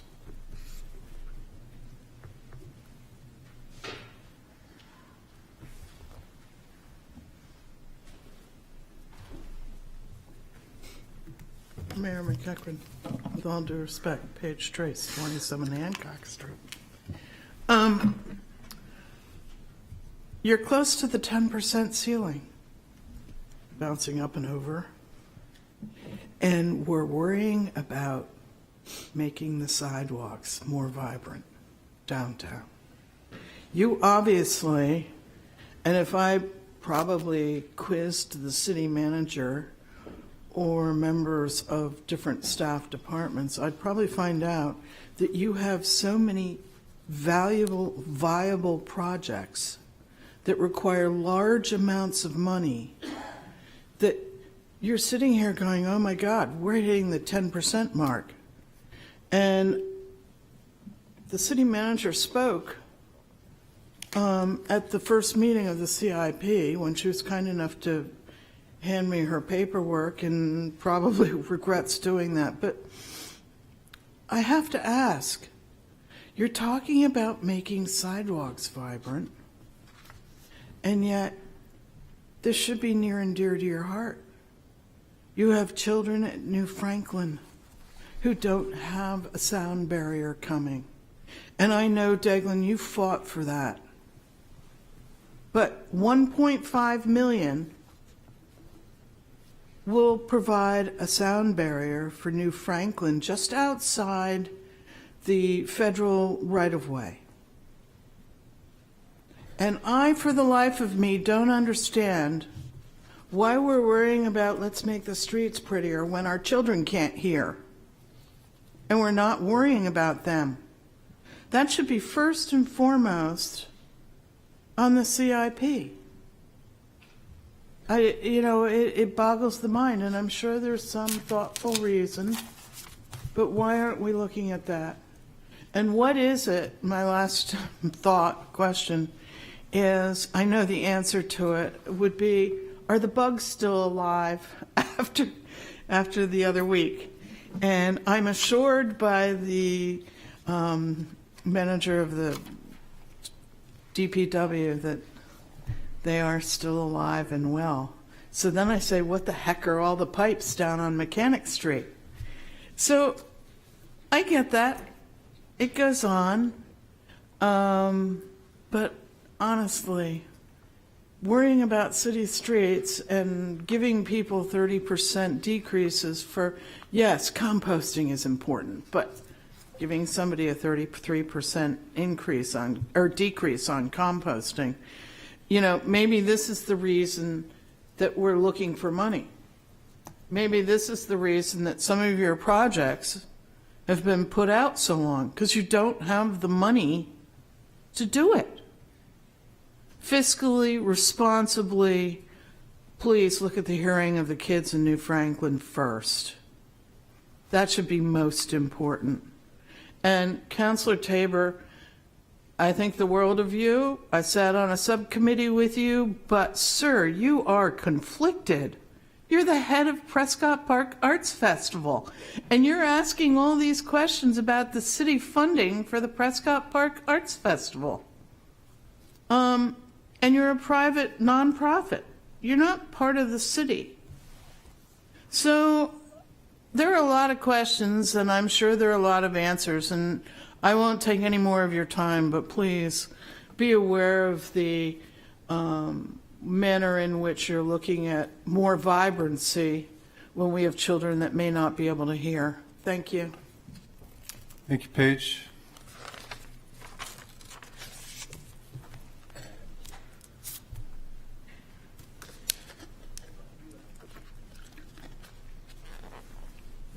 Esther Kennedy, 41 Pickering Ave. And I came before you before when we talked about the CIP, and I'll continue that mantra of asking you to really think about mental health in our city. I've shared with you that I've been dealing with it in my professional life, and I would encourage you to think about our mental health and make it part of our thought process for our infrastructure. I would ask that you think about that skateboard park, and I would ask you to really look at some resources that are coming into our state for children's mental health and recreation, and let's get it done. As I shared with you before, some of the people that take advantage, some of the children that take advantage of a place like a skateboard park aren't necessarily on the in crowd, quote unquote, that some people might think. And I would ask you to seriously think about making sure that we do the whole thing. And we think about that children, we consider infrastructure. Paige Trace brought on about infrastructure in the sewage treatment plant. As I said before, we asked that the plant be moved out to Pease. It was not. And yet now we're spending millions and millions of dollars for upgrade for both the Pease and the Pierce Island plant. I ask why. I agree. Again, part of that community, getting out into the neighborhoods. There's a big lot of pipes down on my street, and I have no idea why. What are we doing with them? What are we doing to do for our water? I see very little in here about stormwater and how we're going to support our community members when that becomes part of the laws of the land. I hear a lot about taking care of our maybe some other things about electric chargers and all that stuff, which is very important. But not one of you have been talking about the stormwater. And what does our CIP need to be added for that? I question our drinking water. Where is the CIP for our drinking water? So I know there are bits and pieces of everything I said in that CIP, but I think it should be front and foremost. We need to think about our infrastructure. Or else you can request all the vibrant city you want, but if you don't have a solid infrastructure, that will not be happening. So even though we've talked about all these grandiose plans of downtown, sidewalks, the bottom line is we need to start taking reality. And Paige Trace is right. We're getting close to that 10%. So I would ask that you think about our infrastructure, and I would ask that you seriously think about, as part of the infrastructure, the mental health of our population, and that should be on the forefront of your CIP. Thank you. Thank you, Esther, and once again, happy birthday.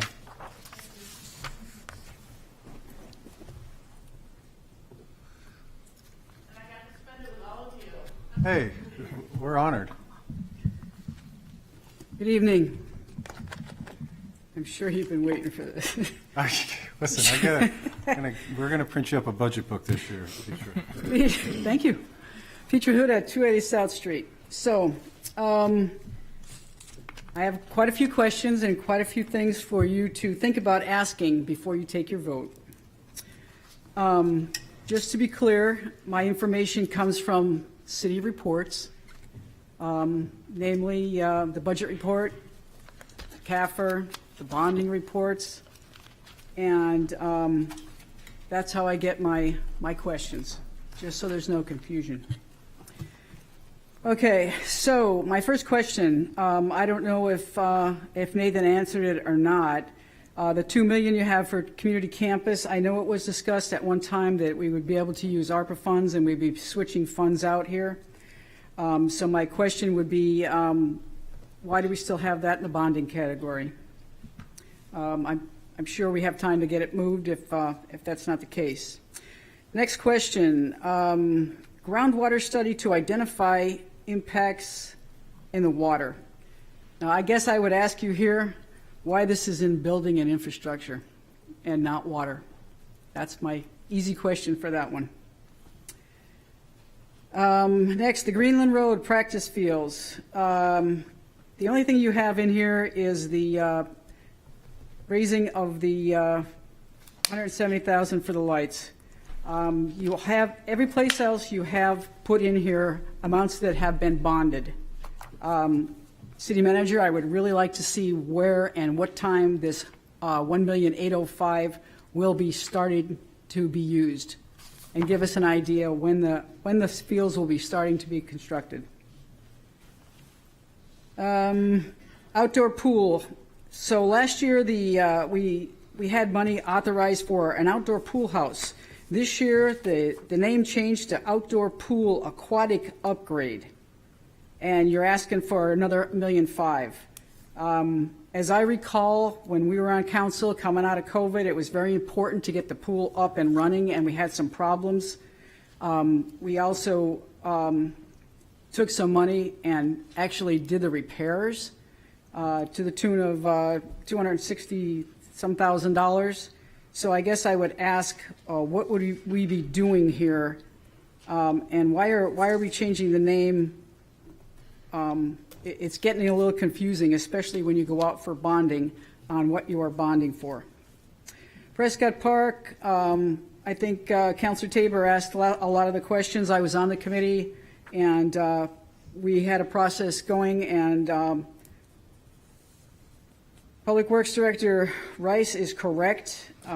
Everything was running fine, and there was a plan for everything. So I guess my question would be, at what point in time did we change our mind and push all of this out? Because now it's pushed way out, and yes, we do have the Prescott Park Arts Festival as a lessor over there, and we have to think about how this is going to affect them.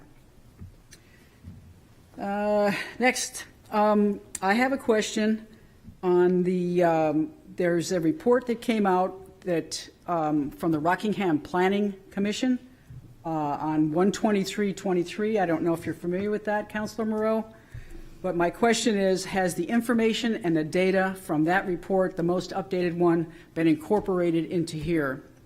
Because there are 4 or 5 places that the Rockingham County Planning Board would be putting money in here, or changing their timing, or changing the status of projects that I don't see included in here. So I would ask that this plan be updated for you, so you can make a educated decision on what other funds you're going to be receiving and what their timing is. There's quite a few projects that were on there. Councilor Denton's electric stations, there was money in there for that, and there was quite a few other ones. Elwyn Park, I'll just hit them. Elwyn Park, Market Street, and Russell, there was money in that for a circle. The concern here is that they have pushed these out and we haven't, and the money will not be available, so if you could look at that. Next question is on the financial software upgrade. This has been pushed out for many years, and I would like to ask you to move this up. We now have a CIO, and it would be great if we could move this up and get our systems upgraded so they would all at least talk to each other.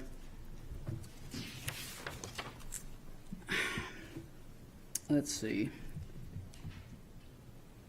The traffic calming and the street paving. Also, please take a look at how much money is already out there bonded. That's one thing that I would like to ask. I went and looked up the RSA that applies to capital.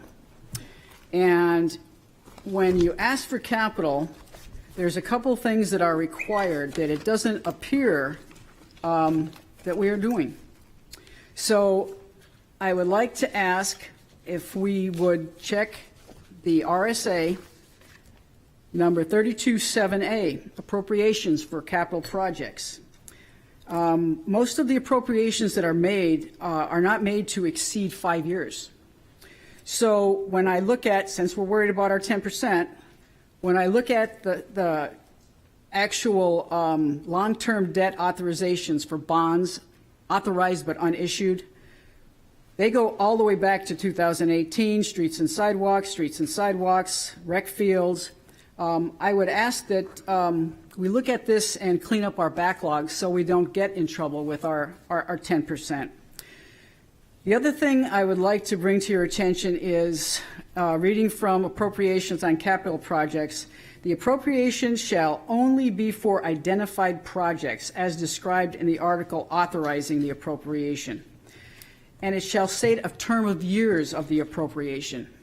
So I don't, myself, I'm not a lawyer, but when you as a council appropriate this money and it goes into the budget is only for 1 year. So when monies aren't spent and they're left over unappropriated like that, how long, if there's no term described, as there isn't in most of our projects, how long does that money stay available? That would be a question I hope you would ask. The other thing on that is when the money is not spent during the term it is left there for, the only body that can decide what to do with that money is the governing body. Now, in some of the bond schedules that we have received prior to this, it stated that some projects were started with prior leftover money. So my question to you is, are you aware of each project and how much money on each project is being moved? I think that would be a very interesting question for you to also ask. So that's about it. I'm not going to lecture you on the building out of the Foundry Garage again. I would hope you would consider that, as it's kind of ironic that corporations like Liberty Mutual are getting rid of their offices and we're putting offices in. And I would think with the skilled staff that we do have, that we could retrofit for the most discussed topic in the city, which is parking.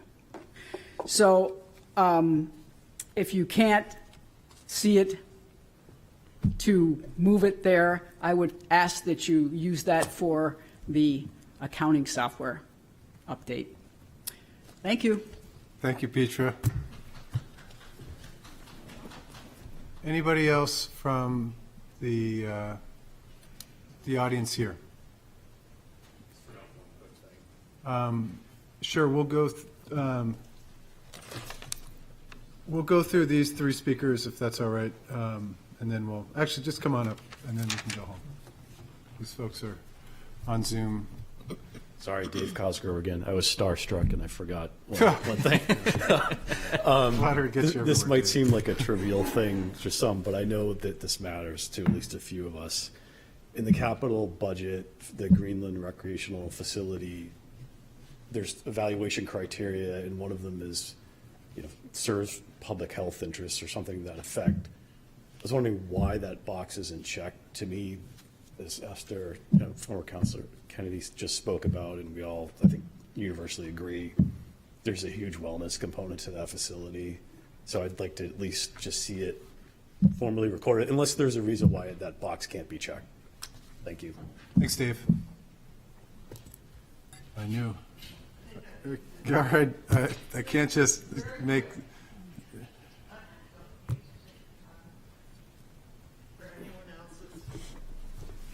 It's very simple. Page Trace, 27 Hancock Street. You still have ARPA funds. You have a lot of ARPA funds, and they could be used for that sound barrier. So that this city could pay for that sound barrier without affecting your budget. Merry Christmas. Thank you. Page. Next up, Robin Huslidge on Zoom. Robin Hi, Hesselage. good evening. Sorry. Good evening. This is Robin Hesselage. I live at 27 Rock Street, and I'm speaking tonight to ask for you to approve the DPW's request for additional funding in the 2023-2024 CIP to complete the final portion of the Islington Street reconstruction project from Cornwall to Maplewood. Funding for this was originally approved in the 2022-2023 CIP as part of Phase 2, but due to elevated costs, Phase 2 was split into 2 projects, the first of which will move forward this year. Please do not postpone this long overdue and important final step to complete one of the main entryways to our beautiful city. Thank you. Thanks, Robin. Next up, Chair of the School Board, Nancy Claiborne.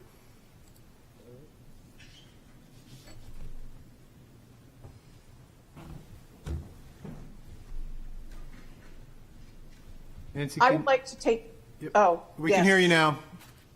Okay. I'm Nancy Noveline Clayberg. As the mayor said, I'm the chair of the Portsmouth School Board. I live at 405 FW Hartford Drive in Portsmouth.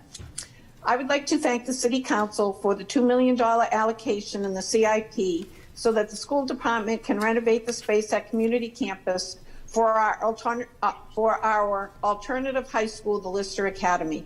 We are excited about having a state-of-the-art space for our students.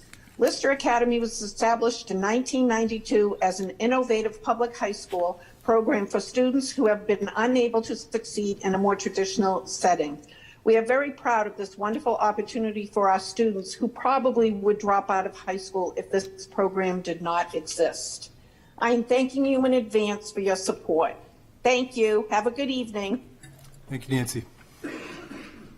Next up, Chair of the Conservation Commission, Barbara McMillan. Thank you. Can you hear me? Loud and clear. Thank you, Mr. Mayor and councilors. Barbara McMillan, Hillside Drive, current chair of the Portsmouth Conservation Commission. And I'm here to speak about the Land Acquisition Fund, number 79, under Buildings and Infrastructure. In September, the Conservation Commission voted to request to fund $500,000 land acquisition item in the CIP for the purchase of conservation land and or conservation easements, and they requested that I speak to it at this meeting. This is the time to do this. We have been very involved with working with city staff, using the open space plan for the city, and that's to prioritize undeveloped land for protection and to provide land stewardship guidance and identify different opportunities to expand connectivity between open space assets and neighborhoods and trails. This is important because preserving open space was prominent in the latest master plan. Open space provides a balance for increasing density of development and urbanization that's going on in Portsmouth. And these funds can leverage existing current use funding and grant funding. And lastly, this can improve air and water quality, stormwater management, drinking water, provide wildlife habitat, and work towards keeping our environment healthy and Portsmouth sustainable and resilient. Thank you very much. Thank you, Barbara. I believe that is all the speakers that we have. I would await a motion to keep the public hearing on the CIP open until the next meeting. So moved. Second. All in favor? Aye. Aye. Any opposed? All right. Next up, public hearing on the second reading of ordinance amending Chapter 1, Article 17, Section 1.1705, Public Art Funds, with I would await an anticipated amendment by Councilor Cook. Thank you, Your Honor. You will see the amendments that were already presented to you earlier. I am just requesting that we add to the end of the line behind the words, unless the City Council votes otherwise, to direct the funds for other public art purposes. And I can go ahead and explain that if. Could you get a second first? Second. So the reason that I'm asking to add the language to redirect the funds for other public art purposes is I want to make sure that it's really clear that the council, when the council votes otherwise to spend the funds, it's for other public art. It's not for some other purpose.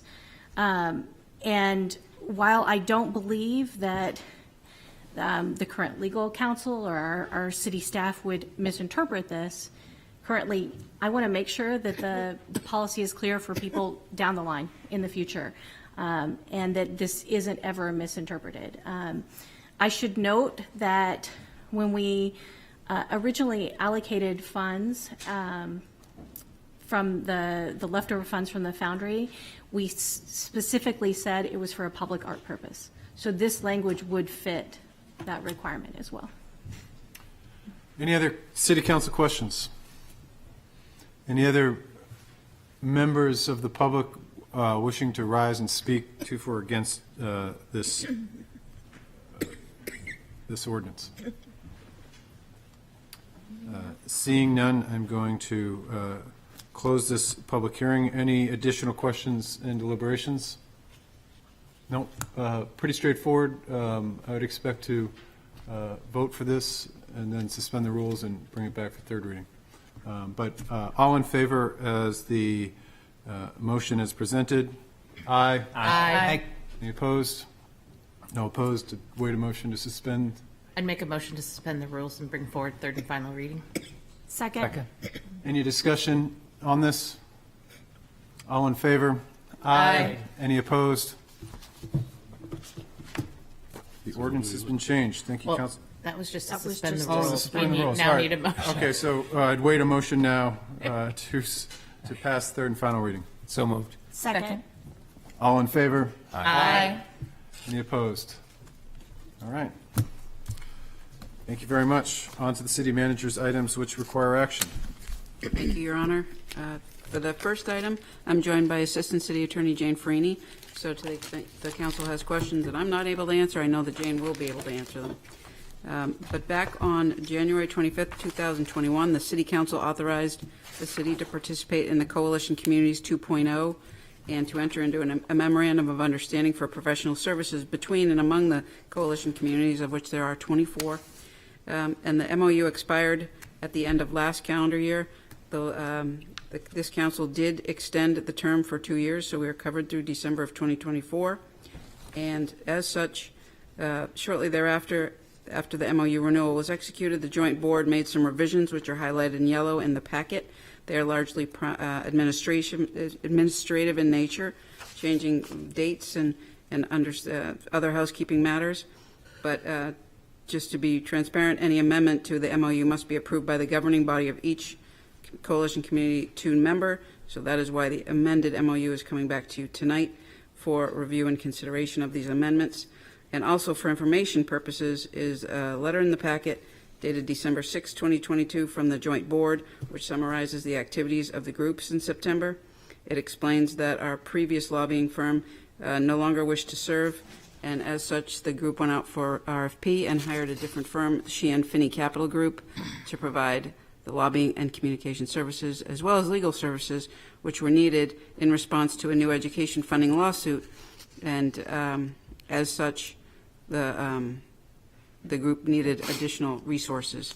And when lawsuits are brought that challenge any aspect of funding education through the statewide education property tax, or SWEPT, the Attorney General's office typically represents the state and provides a defense.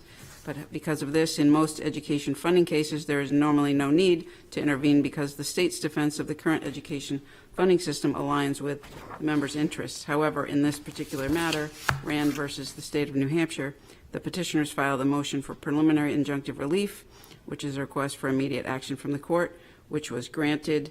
The court denied the petitioner's request for an injunction and granted our motion to intervene on the limited issues of the collection and distribution of SWEPT. So the firm of Sheehan Finney will continue to represent the communities by filing pleadings and participating at trial. So that is a very long explanation to say we're looking for authorization for me to negotiate and execute the amended MOU with the Coalition Communities 2.0 on behalf of the city. Your Honor. I'd make a motion that we authorize the city manager to negotiate and execute the amended MOU with Coalition Communities 2.0 on behalf of the city in a form similar to that attached. Second. Any discussion? All in favor? Aye. Any opposed? Thank you. Number 2, I'm joined by Assessor Roseanne Lentz. This is a request for a public hearing regarding elderly and disabled exemptions. And in cutting to the chase, the idea would be we would request that the City Council move to schedule a public hearing regarding these options at the next council meeting on February 21st.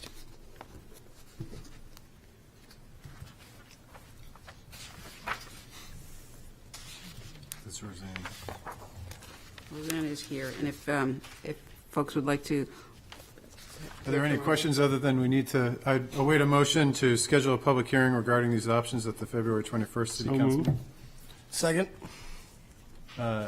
Any discussion or questions for Roseanne? Counselor Bagley? Thank you, Or Your Honor. otherwise? Thanks for bringing this forward. I guess it's not really a question for Roseanne, but for your department. Is this something we could put, once it passes, in like a water bill or something, just to make sure that we're getting the message out there to seniors that may not be aware of this? I don't know. I'm not sure if billing allows it. We have it on the websites. We advertise it in the paper when we bring it forward. It's on the back of the tax bills, which they just received in June. So it is advertised through the tax bill itself. Okay, so it's on the tax bill. Right. Okay, thank you. All right. Any other questions? Well, thanks, Roseanne, for all you do, and look forward to the presentation and public hearing on the 21st. Thank you. All in favor? Aye. Any opposed? Thank you. Lastly is item number 3, a request for a public hearing regarding the all veterans and optional veterans tax credit readoption and increase from $500 to $750. And cutting to the chase, similarly, we would request that the City Council move to schedule a public hearing regarding these options at its next meeting on February 21st. So moved. Second. Any discussion on this? Counselor Denton? Just a quick comment. We spoke earlier about Sherburne. When Councilor Blaylock and I were going door to door, the gentleman inside stepped out, asked if I was Josh Denton, introduced himself as a veteran who not only benefited from the all veterans tax credit, which didn't exist before it was created, I think in 2018, but he said he would not have been able to continue to live in Panaway Manor had he not received that. So that was a good feeling, knowing that we helped with that. It's a good story and a good feeling. Look forward to getting the word out, increasing this optional veterans tax credit as well as the all veterans tax credit in the hearing on the 21st. All in favor? Aye. Any opposed? All right. Thanks, Roseanne. Moving on to the consent agenda. I'd wait a motion to adopt the consent agenda. So moved. Second? All in favor? Aye. Any opposed? Next up, presentations and written communications. Wait a motion to accept and place on file. So moved. Second. All in favor? Aye. Next up, a letter from Perry Silverstein regarding equitable costs for outdoor dining. I'd wait a motion to accept and place on file. So moved. Second? All in favor? Aye. Any opposed? All right. So now I get to do probably one of the coolest things ever, hold up a hat and have somebody pick who's going to be on the ethics committee. Well, it's not a hat, it's a desk. So who properly picks this? Oh, do I pick it or do you hold it? How does this work? I forget. I hold it. And then I pick? You can Shake pick. it up. Shake it up. The Go. city manager can pick. The city attorney can I pick. feel like I'm the luckiest guy in the world, so. Your name's not in here. That's so- right. That's right. I'm the luckiest guy in the world. Better shake that. All right. I'm shaking it. All right. So Okay. Hopefully we pull games. There you go. Who's the lucky person? Counselor Denton. Put your finger Pass up the there, so I don't torch. know if that counts as avoiding it. But thank you for the good work you will do if called upon on this. Thank you. And appreciate your willingness to serve the city in that extra capacity. Next up, appointments to be considered to the Public Arts Review Blue Committee. Paul Burke, Chris Dwyer, Ellen Feinberg, Beth Hartnett, Jen Meister, Alyssa Murphy, Nancy Pearson, Robert Thorson, Robert White, and Mara Witzlig.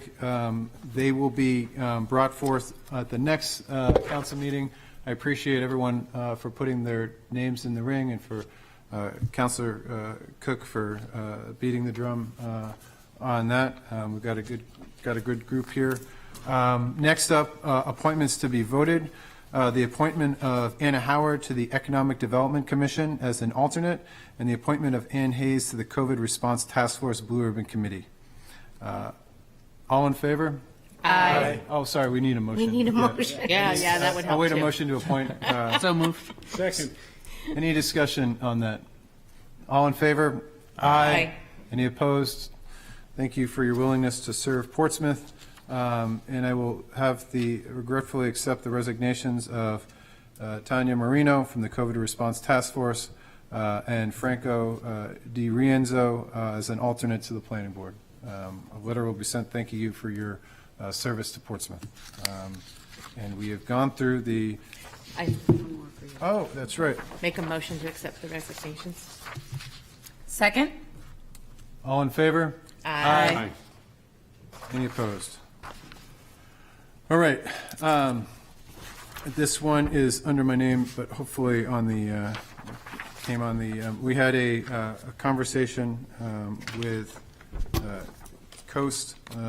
This aligns with the city's legislative principles, I believe 4 and 5, but I will read it for the public at home.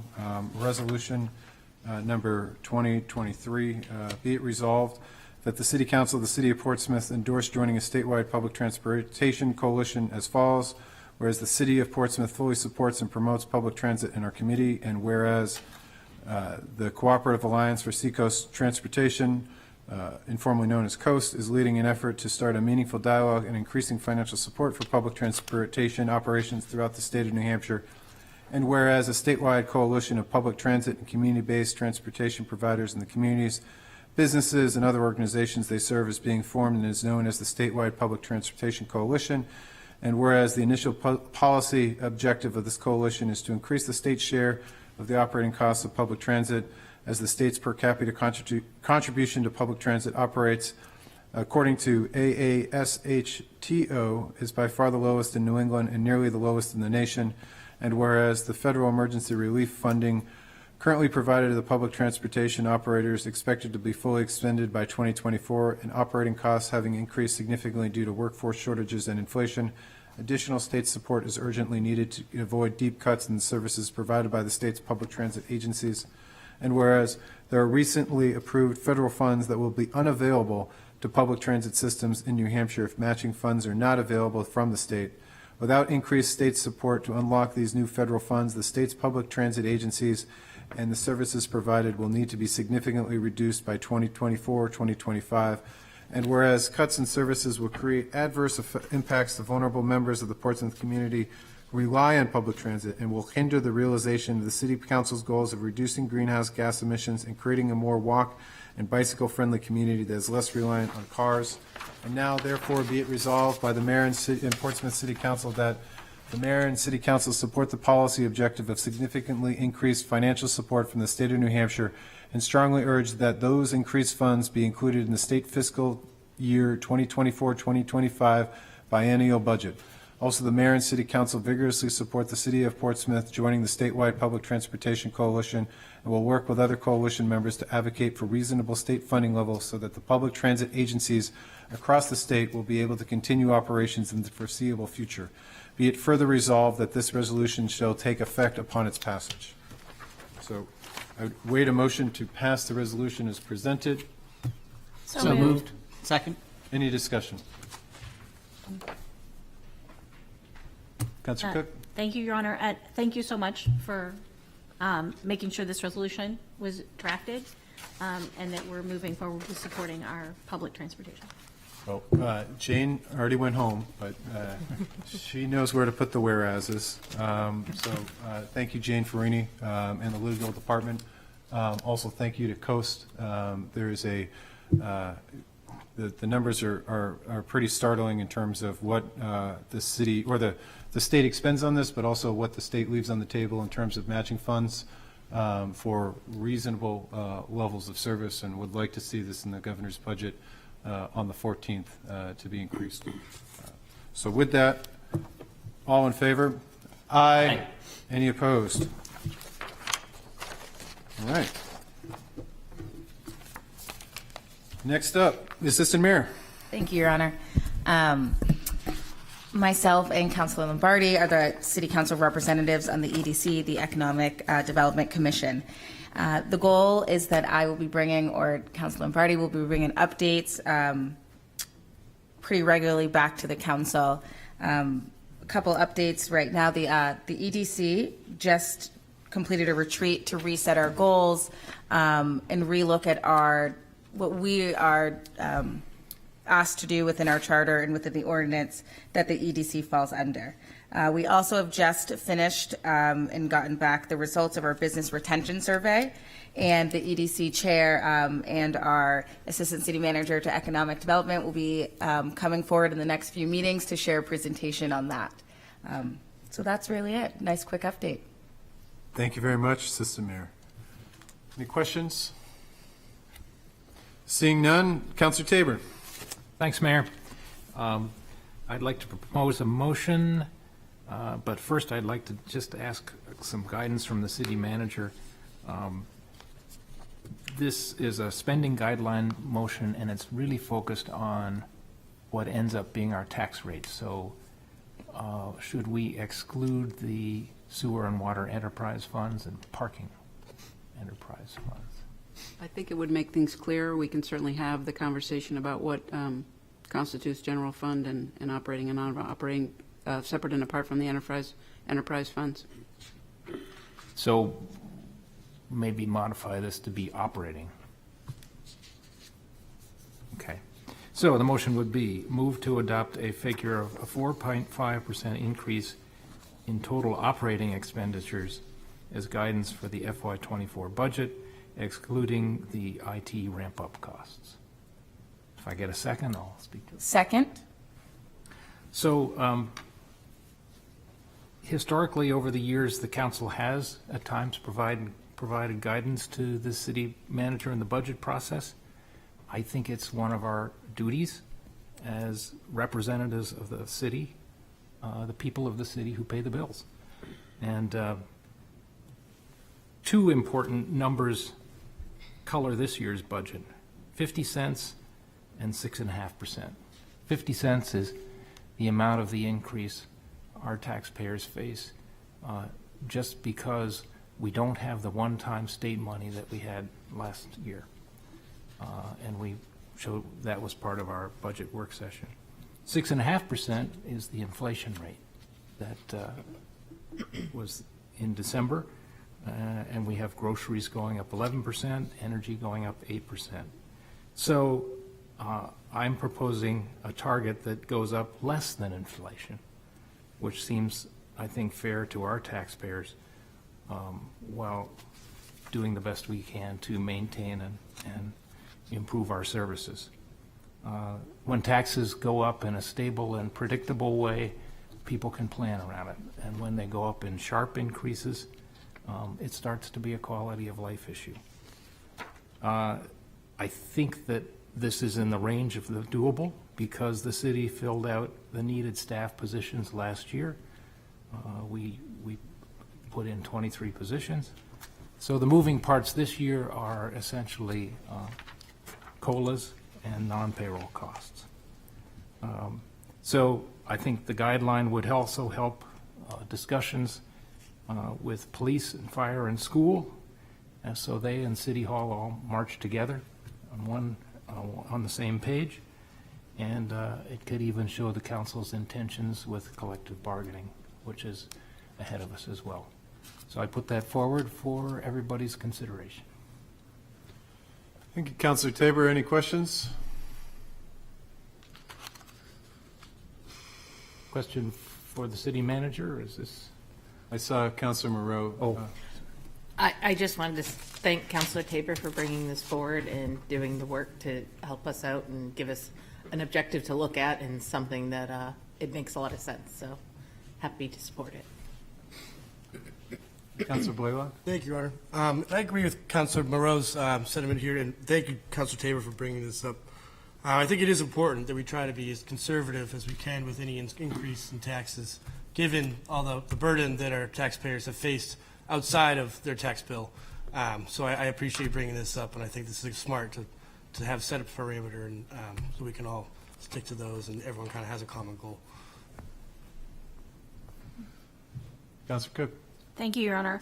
I just wanted to highlight for everyone at home that when we talk about 4.5%, a lot of that money is cost of living adjustments, and we're tied to those cost of living adjustments. And the alternative to the budget not going up some to adjust to pay people what we have promised to pay them is that we have to cut people.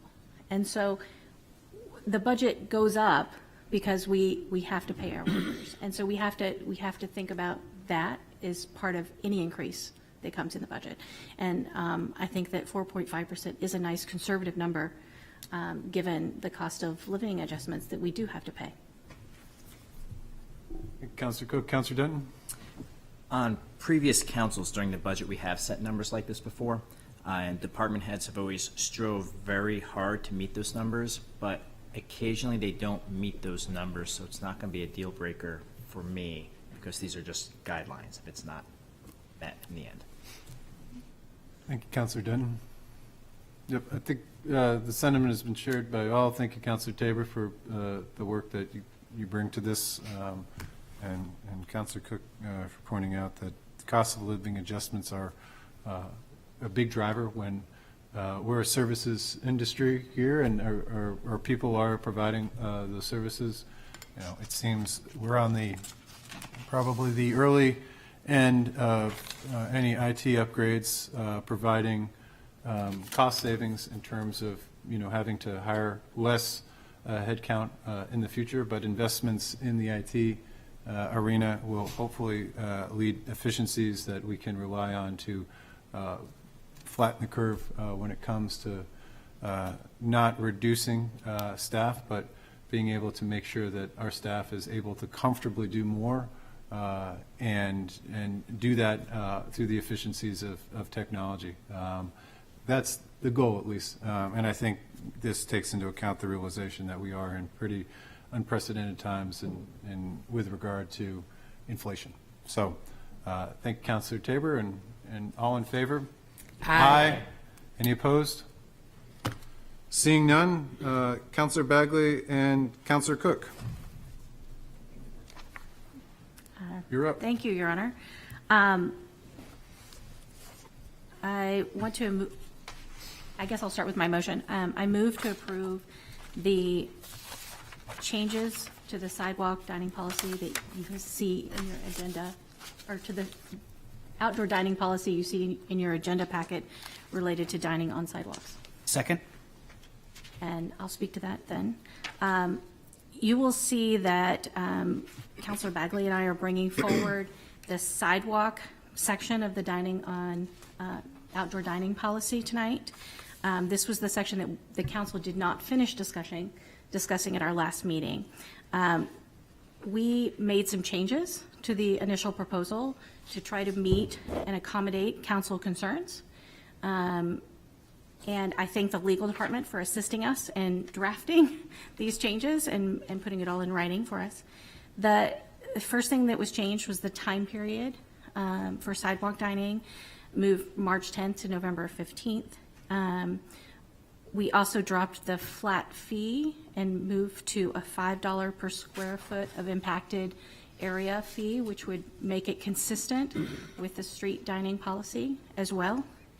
And then there's also an additional explanation, as you'll see, in the administrative section, section 5, that helps explain that the existing sidewalk encumbrance policy is still in place. So for those restaurants that have tables and chairs outside that are not permitted for serving sidewalk service, they can continue to use the sidewalk encumbrance process and not the outdoor dining process. So hopefully those clarifications help the council understand better how this policy works with the other policy. Councilor Bagley, your motion, and then Councilor Blaylock. Thank you, Your Honor, and thank you to Council Cook and legal staff for really working on this. I do just want to highlight again that the hope of at least Councilor Cook and I is that we finalize something tonight, and then at some point this summer we come back and make an ordinance with 3 readings, and we anticipate that maybe we might need to make some further adjustments at that point, but we feel like we're getting very close to having a really solid framework and plan. Councilor Blaylock. Thank you, Your Honor. And thank you, Councilors Cook and Bagley, for bringing this forward. I know this has become an important part of our downtown vibrancy. I am excited to see that the fees are the same for like the $5 per square foot on the dining on the sidewalks and in the parking loading zones, parking areas. I think it's important to treat the restaurants as fair as possible if we can. So I'm excited to see that because from the restaurant point of view, they both get $5 per square foot. So they feel equal, even though I know the city point of view will look at that lost profits from the parking spot, but so I was happy to see that $5 there. My biggest concern, I guess, is if if we gave them a 33% reduction if they compost. I want to promote composting. I think that's very important. We used to compost at the ferry landing. I know it's expensive, so I understand there's a cost that comes to that if a restaurant did want to do that. My only concern here is that at a 33%, if someone had a very large outdoor dining, then they get 33% off the whole fee. I didn't know if it'd be better to set a flat, well, you get, $1,000 off or something, but then that could cause more problems as well. I guess more of my concern was how would that be regulated? Is that all on Jason Page, and he's going to go down there and check to see because if you compost one day, There's you nothing get your Jason discount. likes more than enforcing local restaurants to compost. Well, I just see what I mean, I know it's some. If I was a conniving businessman, I would compost for one day, get my reduction, and then be like, I did my job. So that's the problem that I don't want it to happen. That's all. That's what I'm. All right. Putting this thing. All right, we'll go back. Councilor Moreau. I've had a lot more time to think about this after our last meeting, and I think we need to simplify it. I think we need to make it more fair to everyone, that they all pay identically, and I know that's kind of what we've done, but I also don't want to lose any profits that the city makes. That's a really big concern, especially with all the expenses that we have and all the upcoming projects we have. So I would be on board if this was going to be $10 a square foot, and if we can go back to our prior policy we approved last time and adjust it to be $10 a square foot and just take out all flat fees and then do a flat fee for composting, or at least a cap, a percentage to amount and then a cap. So I think we need to work on something. I think that sounds simpler. I think it becomes less complicated, and I think it's going to then be fair across the board to whether it's a street, a loading zone, a parking spot, a sidewalk. It's just straightforward. One number. Parliamentary inquiry. To the city attorney, Susan Morrow. So we're working on one subset of the policy. Can we work on other subsets of the policy that have already been passed? No, I don't think so, because you'd need to give notice Okay. that you wanted to change that. Do we need to notice that if we change the council policy? I think so. Suzanne's saying no. No. Or not. I think because it's a policy, It's we a have the policy. ability to change anything. You can do whatever you want. Hold on, clarification is coming. Yeah, we're waiting for the clarification.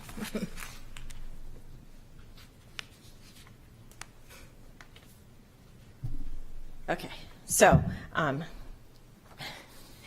in the ideal world, once you've taken action on something, you don't take action again unless by 2/3 vote you decide to basically suspend the rules and bring it back. It is only one vote because it's a policy and not an ordinance, so you could go back and sort of make those additional adjustments if you wanted to other elements that you've already dealt with. So we generally try to go with more notice rather than less, but it's not a hard rule in this case because there's no public hearing requirement. So is it ideal? No. Can you do it? Yes. Okay, so we'd have to Does that suspend the work? rules and have a 6-3 vote. And Kelly's nodding, Okay. so. All right, we should have just asked Kelly. It's okay. All right, I guess I'm wondering, we voted on this the last meeting, and I'm just wondering what else has changed that, or needs to be changed. So one thing I did notice when we had the memo from Suzanne Woodland, that in terms of equity, a loading zone shall be interpreted in the previous way, and that is if they took up spaces across the street, or if a loading zone were to be replaced, it would be charged the $1,500 per space of what the loading zone would be required to be moved to. And so then we had a situation where some loading zones were $5 a square foot and some loading zones were $10 a square foot, something that I didn't notice at the previous meeting. Councilor Cook. Thank you, Your Honor. I should point out that it's actually not the case because the rule says $1,500 per impacted in whole or in part parking space or $5 per square foot, whichever is less. So it shouldn't. Well, the memo contradicted that. Right. Okay. But that's how, so I feel like we need some clarity around how we're going to interpret this. And since city staff is interpreting it as the way that it was previously implemented by loading zones, taking away parking spaces would be charged the parking rates. We need to further clarify this and in terms of the city sidewalks as well as the $5 per feet outside of parking spaces. Councilor Bagley? Yeah, thank you, Your Honor. So this was, I would say this is something we missed. When the city originally proposed pricing, because the first 2 years it was free, it was a confusing time, let's say. So we came up with a price for parking spaces because that was net lost revenue, was my understanding. And then we came up with a price for traveled roadways because there was no net loss revenue. But what we didn't do a particularly good job is correlating those two numbers. And part of that is because a parking space can vary somewhere between, I wish Director Fletcher was on, but I think it's 120 feet and 180 square feet. So we didn't want to create this mess where every parking space had a different value. So we went down the road, we came up with these fees. It didn't come to light until recently that they're not really correlated as closely as they should be. But we did pass a policy last meeting, and I think it is maybe not ideal to immediately change that policy at the next meeting unless there's some urgent reason to do so. So I would support bringing those fees in line, but I don't know that we're going to be able to do that right here, right now in the middle of the meeting in a fair and equitable way. So I'd rather just pass this, obviously this is my preference, and then bring this back in a month or two with this new information and have it really hashed out well. Sure. Assistant Mayor. Thank you. My concern with any delay is that when you look at the start of the season for the sidewalk dining, you're looking at a quick start. So I think we do need to hash this out today because as the season, people are looking to apply. I also think it should be noted when we're looking at the dining on city sidewalks, which has been allowed previously for a long time, we're cutting that previous fee to match, essentially to make it seem more equitable to loading zones, parking, in traffic ways. So I think we should really consider increasing that dining fee back to where it was and bringing the travel up to that, to make it just very simple. Councillor Cook and then Councillor Bagley. Thank you, Your Honor. My understanding is that this was the fee that we had last year. So we're not cutting a fee, we're leaving it the same as we had last year. And so I think that was the goal, was to not raise the fee any further after this year. Point of clarification. I'm sorry, I'm referring to the original fee, but the pre-COVID fees for the dining on city sidewalks, Right. which was more than $5 a square foot. Councillor Bagley and Councillor Cook. Thank you, Your Honor. And I think there's a little confusion. What I was proposing is we move forward tonight for the 2023 season. And when we make this into an ordinance, it would take effect in the 2025 season. So I think it's fair to say that we don't have it exactly right. One of the things that came up at the fee committee meeting was we used to have a regulation in the city. I think it was we limited outdoor dining licenses to either 10 or 12 establishments. And we never, I think Councilor Denton wanted to increase that, and the former city manager said there's no need, we never even come close. So the takeaway from that was we had such a high fee that we didn't have that many participants. So what we're trying to avoid is putting the fees at a point where we don't have that much participation, and we might not know exactly where that number is, but I think we need more refinement.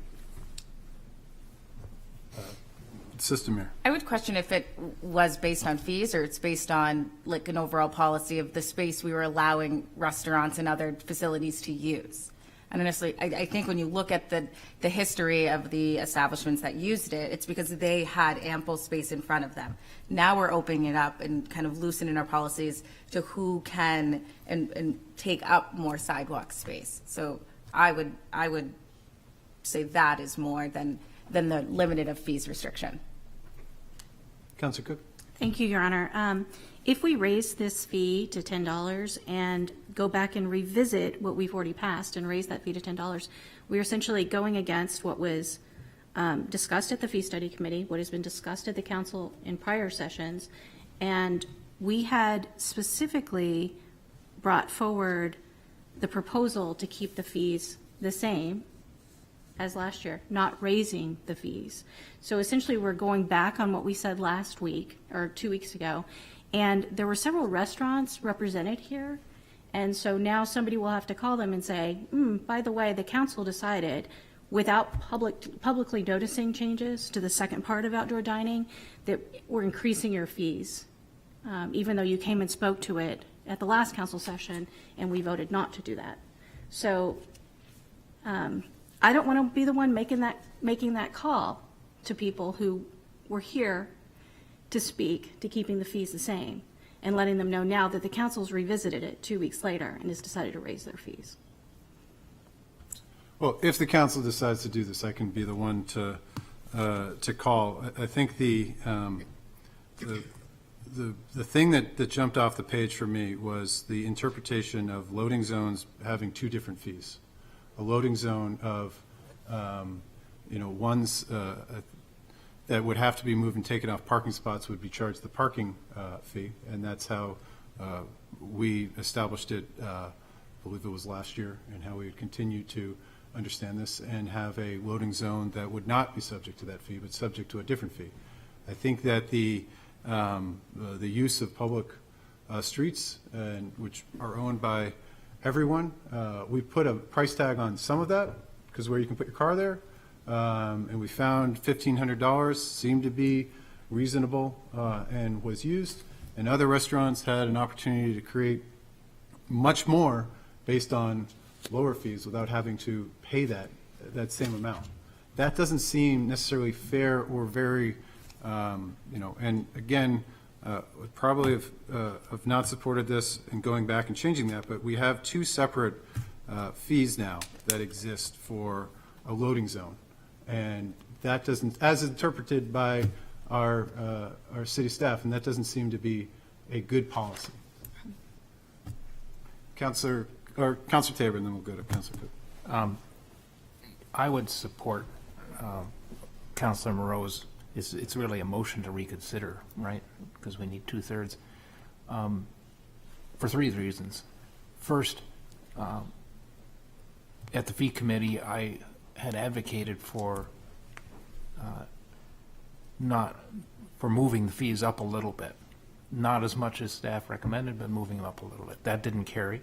So this is a chance for the council to consider that. Second, the Sidewalk Cafe license program has been going since 2012 at $10 a square foot, very successfully. So it's counterintuitive to me to lower everything. I don't believe that there's only 6 restaurants because of the price. I think it's because of their physical layout. Who has access to the sidewalk and who can make use of it. And lastly, there was common sense in the staff's recommendation to unify everything at $10 a square foot, which is the same as the $1,500 for parking space. So everything lines up. Councillor Cook, then Councillor Blaylock, Councillor Bagley. Thank you, Your Honor. Unfortunately, we didn't charge $10 per square foot last year. We charged $5 per square foot. So going back to $10 per square foot is doubling the price for restaurants this year. That is going to discourage some from having the spaces that they had last year.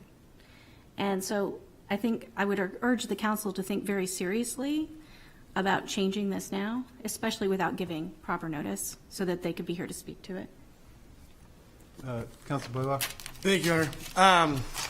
I remember when the restaurants were here speaking, and they didn't speak about the fee. They spoke about supporting their outdoor dining. That was their concern. That was their major. They weren't concerned with it was $5 or $10. I spoke with them. But I think it is important to make something that's easy, to read. It's easy. Applies to everybody. So I'm liking what Councillor Tabor said. I'm liking what Councillor Moreau. I'm liking what the mayor said, that we got to treat everybody fairly. You know what I mean? And I think this setting the $10 per square foot on the street, whether you're at a loading zone, parking spot, or it's what you use for your A-frame sign. You know what I mean? I think if that's what you've done in the past, I'd support that. Councillor Bagley. Thank you, Your Honor. I guess I'll reiterate that, I think we might have gotten this wrong and we should come back to it, but I think we should do it in a more deliberate manner. And to highlight that, if you have a parking space that's 120 square feet, that's now going to cost you $1,200. And if you have a parking space that is 187 square feet, that'll cost you $1,870. So it creates 2 challenges. One, we're going to have to go out there and measure out all the parking spaces, which I assume is not that challenging. But we're now going to have parking spaces for some restaurants that cost 33% less than they do for other restaurants. So I don't know if we are making it as equitable as we'd like to be. I just feel like we're not really there yet. Councillor Tabor. I don't believe this turns the $1,500 for a parking space into square footage. That language still remains. Correct. No, my idea was that we'd get rid of any flat fee and just do $10 per square foot for all outdoor dining, no matter where it's located. Got it. I stand corrected. Councillor Cook. Thank you, Your Honor. In effect, that essentially means we're raising the prices for some restaurants. At the same time, we're asking them to build platforms to make their restaurant spaces more accessible on the street. And that is definitely going to discourage some from continuing with the program. So on that, and I hear I think for speed and administration, we'd want the per parking space at $1,500, and then anything outside of that at $10, which is the general rule of a parking spot. I think measuring parking spots, because you can't take half a parking spot, So and we're also talking about an ordinance, and I don't want to be here in or July or August, having the same conversation of what could happen with dining. So I think we have to change it to make it more equitable.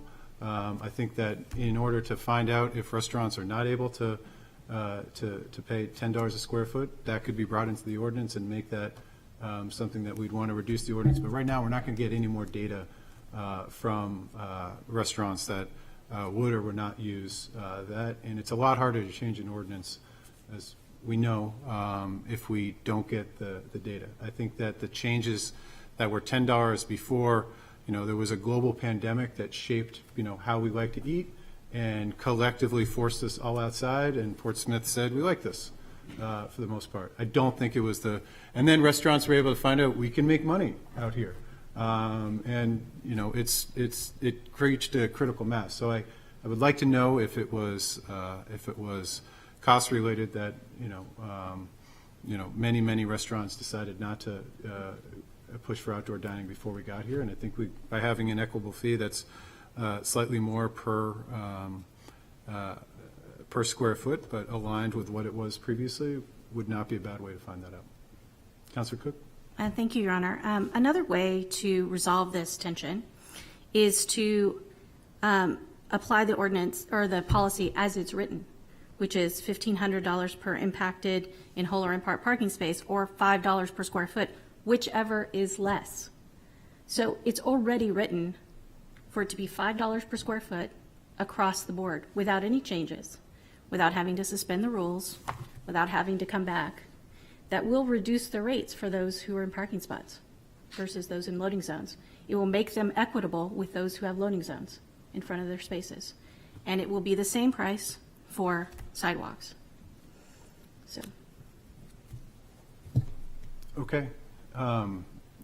So do we have a motion on the floor to reconsider? No. Joe? I certainly would be happy to make a motion to reconsider. Is there a second? Second. We'll need a roll call vote. Point of order.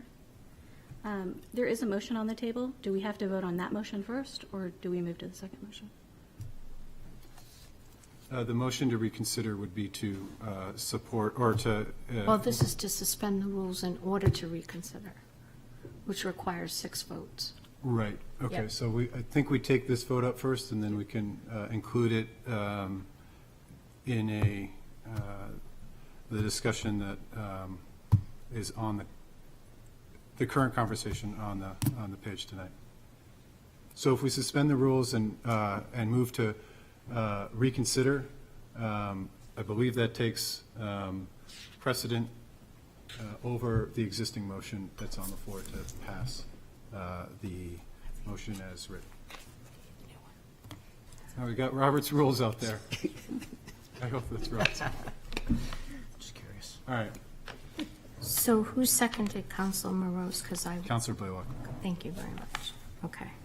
So we're going to need a roll call on suspension of the rules. Are we ready for that vote, or do we want to wait till Councilor Denton looks up the rule? You're probably better. Okay. We have Google. Okay. Are you ready? Yep. Okay. Assistant Mayor Kelly? Yes. Councilor Tabor? Yes. Councilor Denton? No. Councilor Moreau? Yes. Councilor Bagley? No. Councilor Lombardi? No. Councilor Blaylock? Yes. Councilor Cook? No. Mayor McEachran? Yes. 5-4. Okay.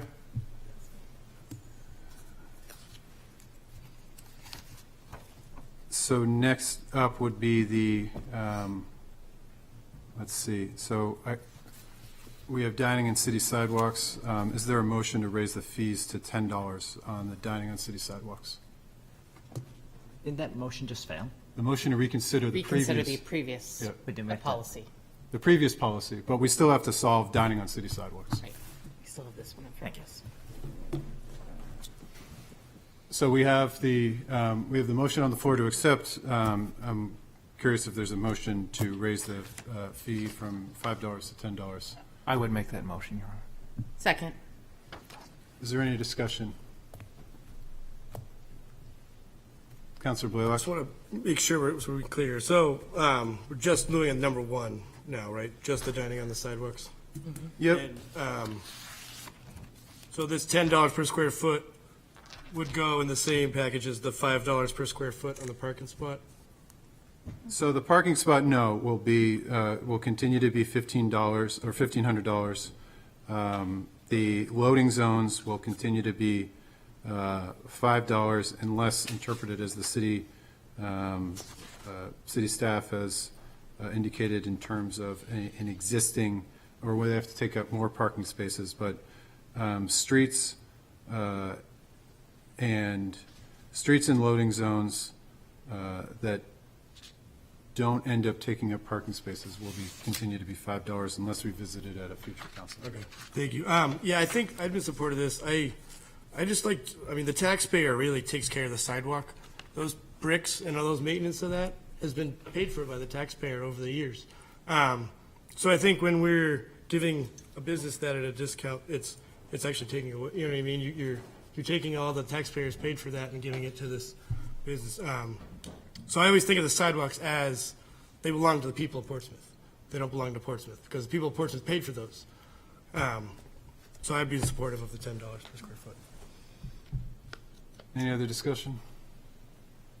Or Assistant Mayor? Your Honor, thank you. Again, I would just like to note that all we're doing with this would be putting it back to the fee that was previously established pre-COVID for the policy that already did exist.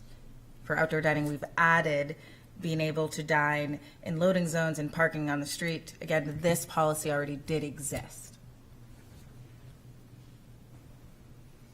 Councilor Bagley? I guess if this passes, which it sounds like it might be a close vote, it kind of really orphans one little section now. I still think we should try and get it right for the ordinance, and trying to do stuff on the fly for the policy is the wrong way to do it.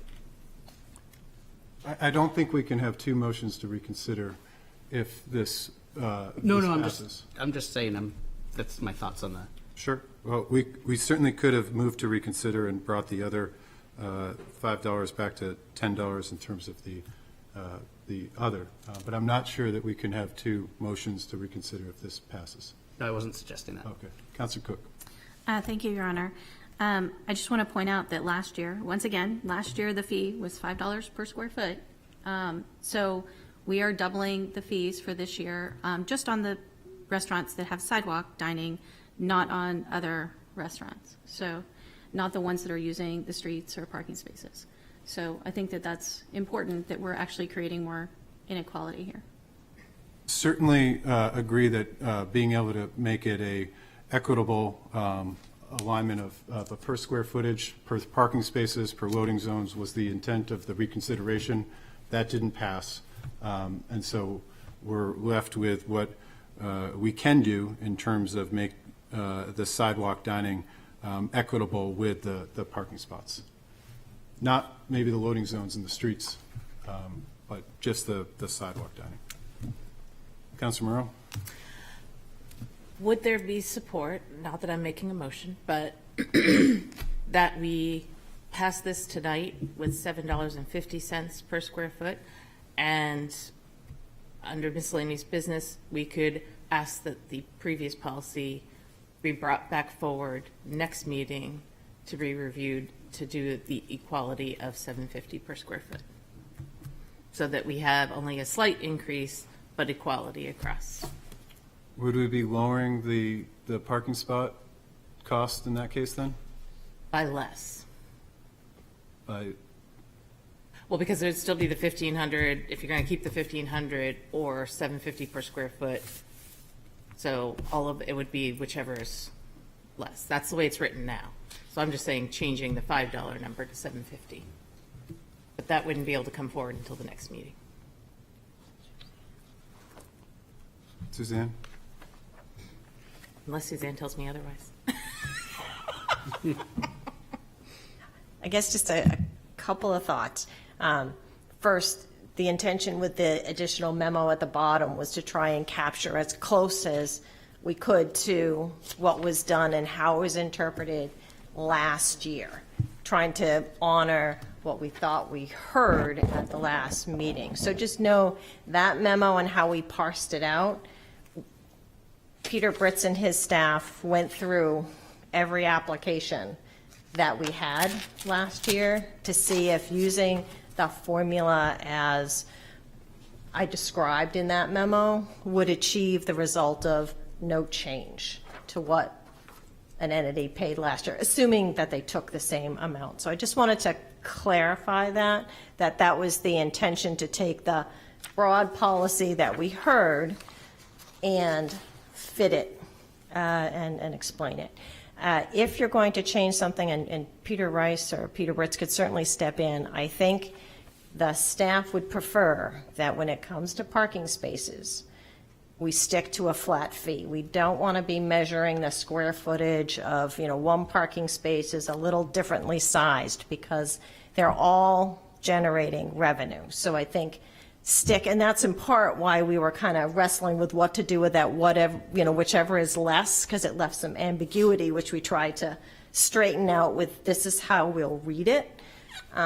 So just know our preference, I think, from staff, and they'll wave at me if I'm, yes, they're nodding, okay, would be stick with that flat fee for an impact to a parking space. And so if that's helpful at all in your thinking. Your Honor, question for Suzanne, if I could.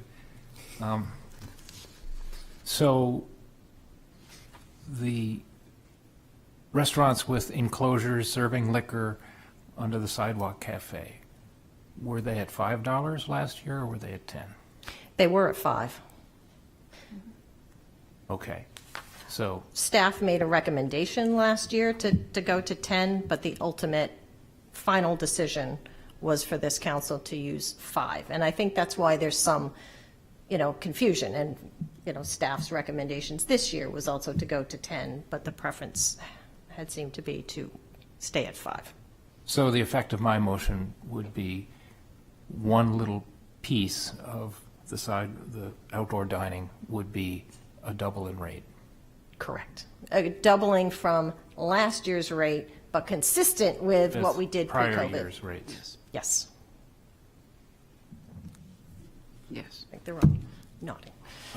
I think I'll withdraw my motion then, thanks. Second. Yeah. Counselor Bagley? If the motion's withdrawn, I have no further comment. Did the second agree with that? You don't have to. It doesn't matter. I can't Doesn't matter? override it, yeah. Your Honor. Counselor Blaylock? And I just wanted us to keep in mind that we are coming up on budget season, and everything is going up in cost. Everything. COLA, everything. So if we keep not listening to staff recommendations on fees and stuff, we're going to get ourselves in trouble. So I just, you know what I mean, now that Susan just reminded us that we have gone against staff recommendation twice on this. But the staff this is what they're recommending, is $10 per square foot. I think it'd be smart to listen to staff. Counselor Bagley? Thank you, Your Honor. I guess I'll have 2 comments. The first one is, in the private sector, consistency and being able to trust what you hear is very valuable for planning. So I had a number of restaurants reach out to me at the end of last year, and they basically said, we don't want to pay for storage if we're not going to do it again. What do you think? Is it 50-50 or 10, 90%? Should I spend however much it costs to store all this stuff for next year? And I said, I think, there's a lot of community support. We'll probably pass it. I don't know what it's going to look like, but we're probably going to pass it. So we set that expectation that it was likely to pass. We then passed it. Now we're talking about making a bunch of changes. The changes are small when it comes to a budget number. That we're talking about not huge amounts of money here, very small amounts of money. But we're telling the business community that they can't rely on this council to stick to their policy for even one set of meetings. And I don't think that's a good message to spend, because we spent 4 council meetings on this already. And this is the 4th year we're doing it. The other thing I'm going to say, and I've said this over and over, our parking revenues, which is the number the city should care about, the bottom line number of revenue that we raise as a city from parking, are going up year over year.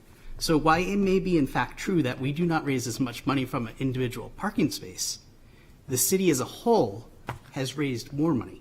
And part of that reason, in my opinion, is because we have a vibrant city that people want to come to, so much so that they're willing to pay to park on the street or in one of our garages and add money to the city's bottom line.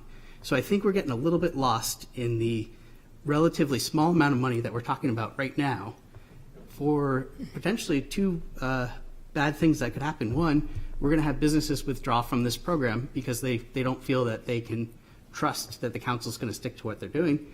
And two, we're losing some of that appeal of our downtown that people are willing to pay and come and visit for.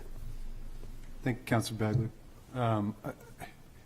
It's hard to, I guess, I think we all want the vibrancy and certainly want our downtown to continue to thrive and flourish and attract people and increase revenues. I would say that implementing outdoor dining is not something that is doesn't come with associated costs in terms of enforcing added resources. Jason, I think there's he must be a set of triplets. He's there because there's a lot of codes that need to be enforced when you're serving liquor in streets, right? That's a big deal. And so the added cost, even though parking revenue is going up, the outdoor dining is not a free enterprise. But that's not the reason.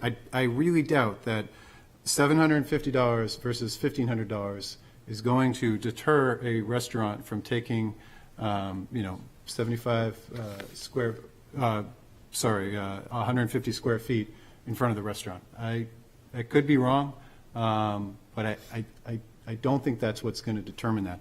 What I am looking to avoid is the feeling of favoritism being played by city council with one restaurant, in a travel lane that will be charged less than a parking spot, which I don't want to set that precedent.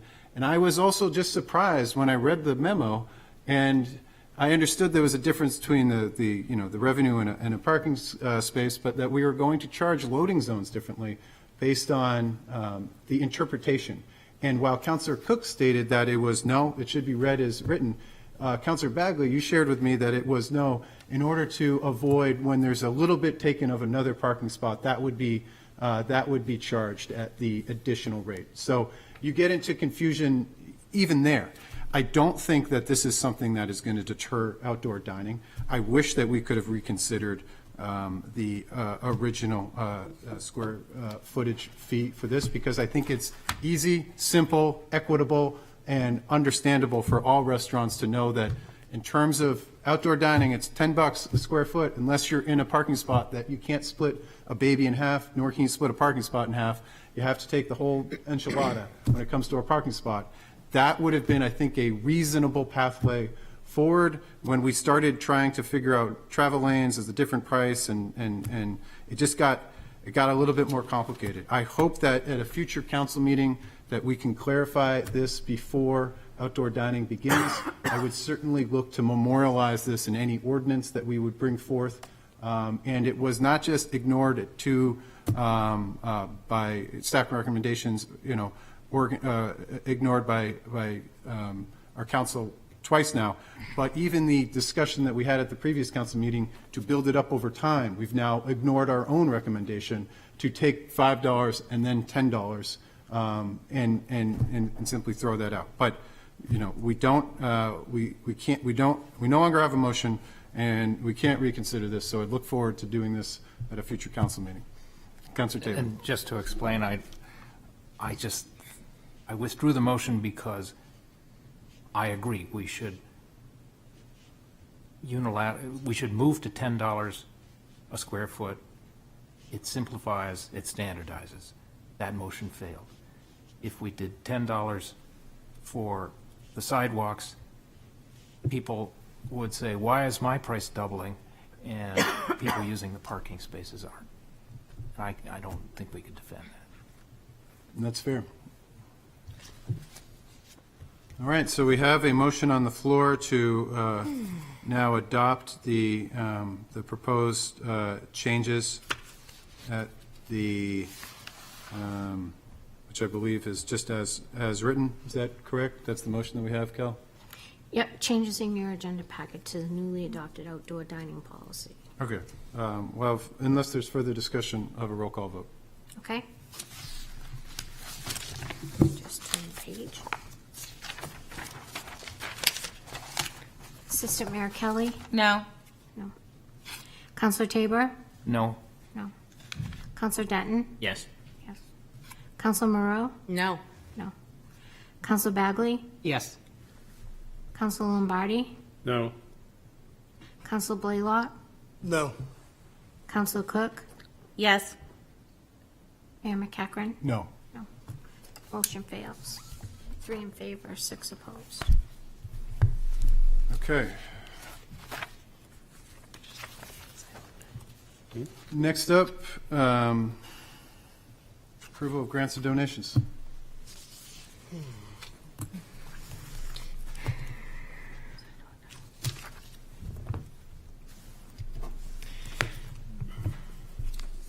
Do you want us to make a motion? You ready? Oh, yeah, I'd wait a motion to accept the New Hampshire State Conservation Committee funds and authorize the city manager to enter into a contract with the New Hampshire State Conservation Committee, Department of Agricultural Markets and Foods. So moved. Second. And this is in the amount of $20,000, so not insignificant. All in favor? Aye. Any opposed? Next up, application for membership as a certified local government. I appreciate Councilor Braylock bringing this forward to us. I'd wait a motion to support the city submitting the application to the CLG program administered by the Division of Historic Resources. So So moved. moved. Second? All in favor? Aye. All right, the city manager's informational items. Why don't I tackle items 2 through 4, which are purely in the packet for information. Happy to answer any questions, and we can come back to that. Perhaps it's now appropriate for a verbal update on the McIntyre project. The city staff that have been working on this project, along with the developer, had a check-in with the General Services Administration and the National Park Service on January 31st.